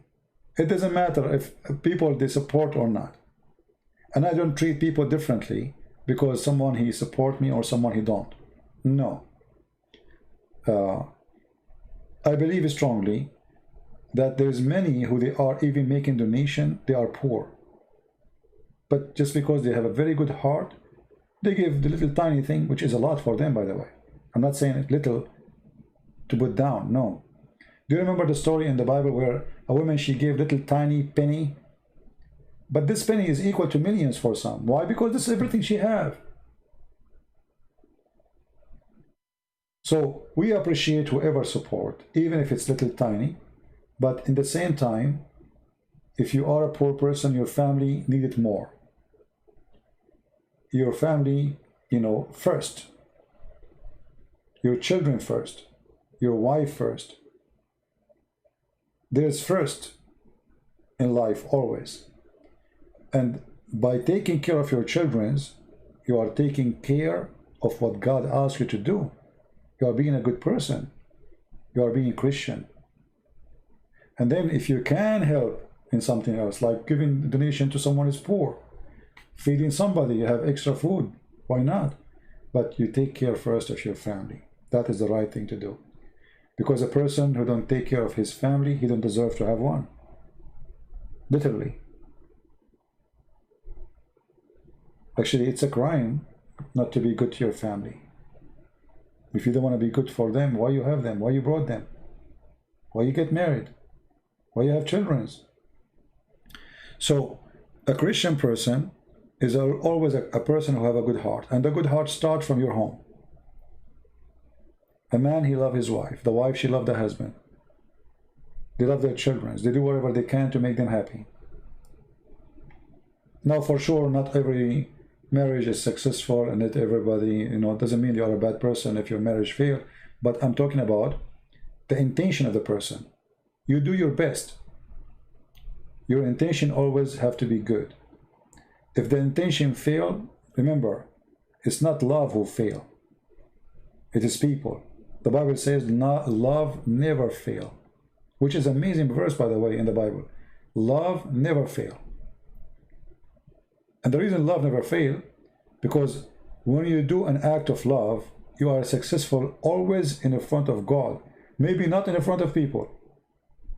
Maybe people will judge you wrong. Maybe people will call you stupid. You know, like stupid. You give your money to this poor person. You know, they don't. You know, for many they will make fun of you. But God will not. He knew your intention. He knew what is in your heart. So love never fails, and always an act of love is an act of love, no matter what you do. You never fail. Let us say once somebody told me, someone, he make a donation for somebody, you know, let us say someone claimed to be poor, sitting in the street, asking, but he's a liar, he's not really in need. Still, you did not fail. Your love never fail. God is watching.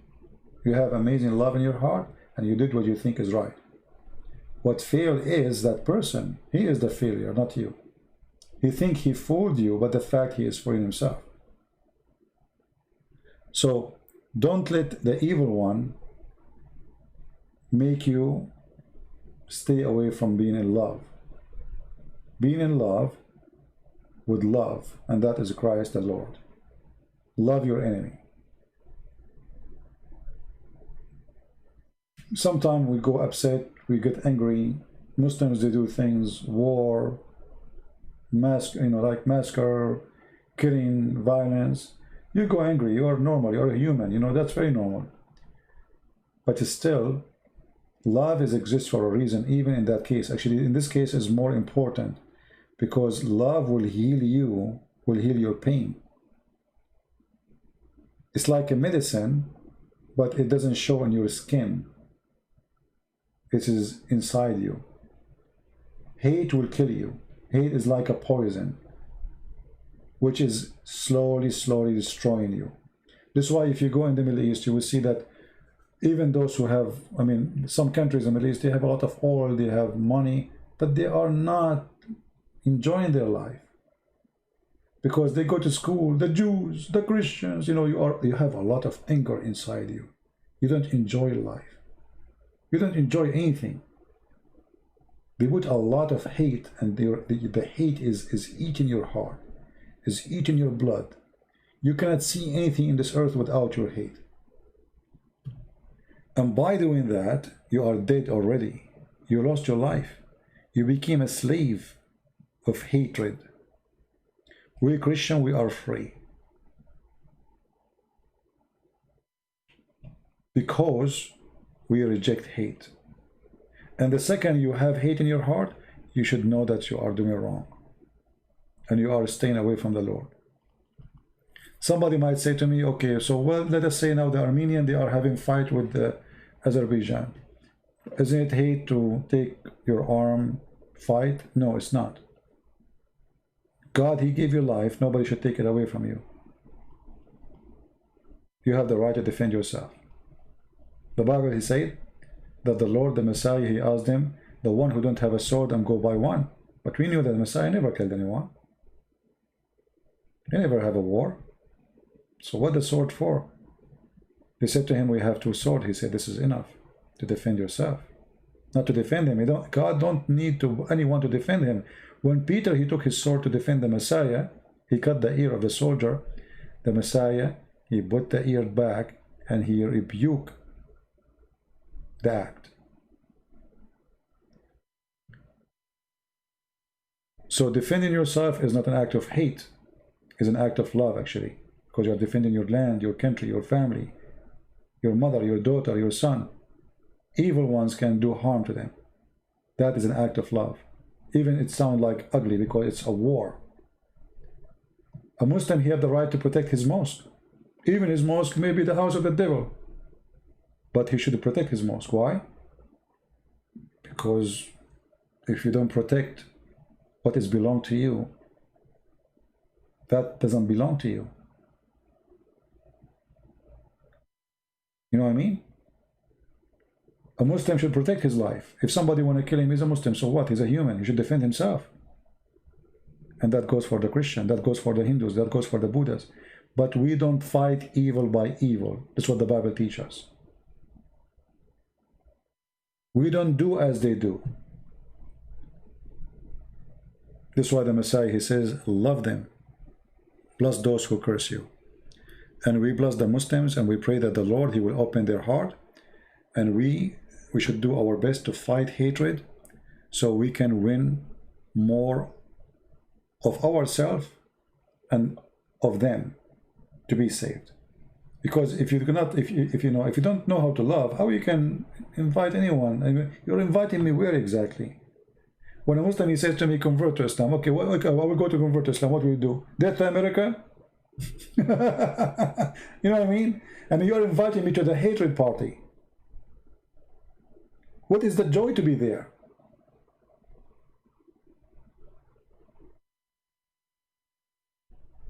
Right? There's no joy in hatred. There's no love. It's hatred. No good. And always when there's no good, there's no God. Always when there's no good, there's no God. Very simple. When you see something happening is not good, it's mean God is not there. Stay away from it. And because our Lord, he is the good shepherd, love is there. And we stay with him and he stay with us. So I want to say thank you for being here. And again, I apologize. I was away for a few days, but trust me, I was doing a very hard labor. I was not in vacation. Some of you think I was on vacation. I wish. Very tough labor, actually. My back is broken and my voice is gone. And did I lose weight? I never lose weight. I never gain weight too. So I'm very thankful that the Lord, he gave me the health to do a hard labor, even though it's hard, but hard labor is good. It reminds you of those who do hard labor every day, how much they go through. You know, sometimes we complain about things, but what we complain about is a life process of some people. So I really appreciate what the Lord, he gave us. I really appreciate what the Lord, he provide us. And I believe that the Lord, he is with the one, they are with him. If the Lord is with me, who could be against me? So be with the Lord, my friend. So the Lord will be with you. He said, knock at my door, I will open for you. Call me, I will answer.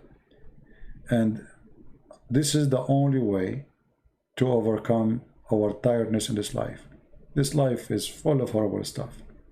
Liars, garbage, scam, fraud. I mean, you are worried all day long.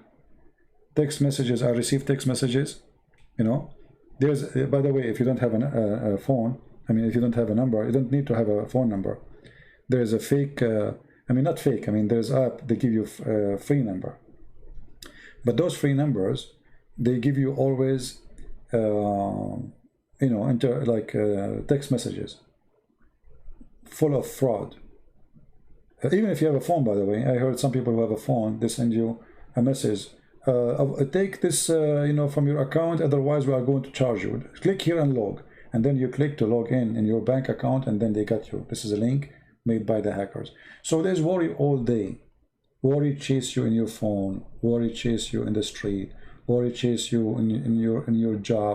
We have corona, we have people, you know, we have a lot of rumors, scam, fraud about this corona. God knows who is saying the truth, who is lying. So a lot of worry. But there is only one thing can make the worry not a threat. If you are a true believer, you will notice that those who don't have a true belief, they go and they get under so much depression, they commit suicide. But a true believer, he will not go that far. For always he receive help from the one who have help. So I say that when you are with the Messiah, you are helping yourself. You do not need your help. You are getting help, spiritual help, stress, you know, stress relief. Faith is powerful, can really make you even heal from crazy diseases. So for sure, you know, like people still will die. The Bible says that the dead bury the dead. So we will die. That will not change anything. You have faith or not, you will die. This is what God he said, and this is what will happen. But there's difference between somebody is afraid of death and somebody he is not. And that alone is happiness. Imagine a person is afraid of the day he die. Life is terrible, you know, it's scary because you're afraid. But if you are not, you don't care, you get happy, you are happy. Who cares? I don't care really if I live until tomorrow or not.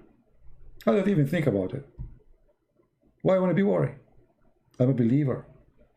And that alone is a big comfort in your life, will make you enjoy everything you see.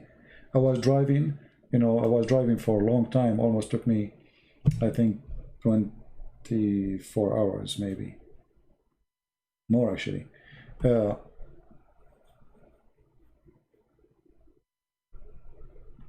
day and a half I'm driving. In the way, you know, I was looking at the cloud, looking at the trees. I mean, it's amazing. Look, it's so beautiful. I mean, God is amazing. But at the same time, there's death in the street. I mean, people drive like crazy. There's people, they go, imagine there's a guy, he came from the side of like the shoulder of the highway. He doubled me from the shoulder. Can you believe it? Almost, you know, like crazy people. So there's death even in the normal street. There's death even if you are sitting in your chair. Even if you are doing nothing, death is there. But a believer, he is not worried about when death comes. For death means nothing horrible for him. If you remember the story I told you about the monk who was dying and they brought a doctor for him. The doctor, he said to him, you have a few hours and you will die. The monk, he had a big smile on his face. The doctor went out and he said, your brother, he lost his mind. He said, why? He said, I told him you would die in a few hours. He gave me a big smile. He said, why you don't go and ask him if he can talk? So he went back. He said, if you can talk, you know, answer me, please. Why I told you, you know, you are going to die in a few hours and you are happy. You sound happy. He said, the monk, he said, I'm waiting for this moment all my life to meet my Lord. And now you are telling me I'm going to see him in a few hours. What do you expect? So even the death, which is the most horrible moment for someone, can be the most enjoyable moment for someone else. It's just the way we think about it. And being with the Lord will make you change everything you think about. From marriage, to relationship, to jobs, to risk, to illness, to disease. I mean, everything. A believer, he sees things differently. So my friend, it's for your benefit to be a believer. It's not for the benefit of God. God do not need you. You are helping yourself. I want to say thank you again. May the Lord bless you. And until we see you soon again, maybe tomorrow, God is willing. Until then, Christ is Lord, Islam is false, and we are happy for our friend who left Islam today. And I hope soon he will call us, soon accepting the Messiah as his Lord and Savior. Take care, and God bless you. Bye-bye.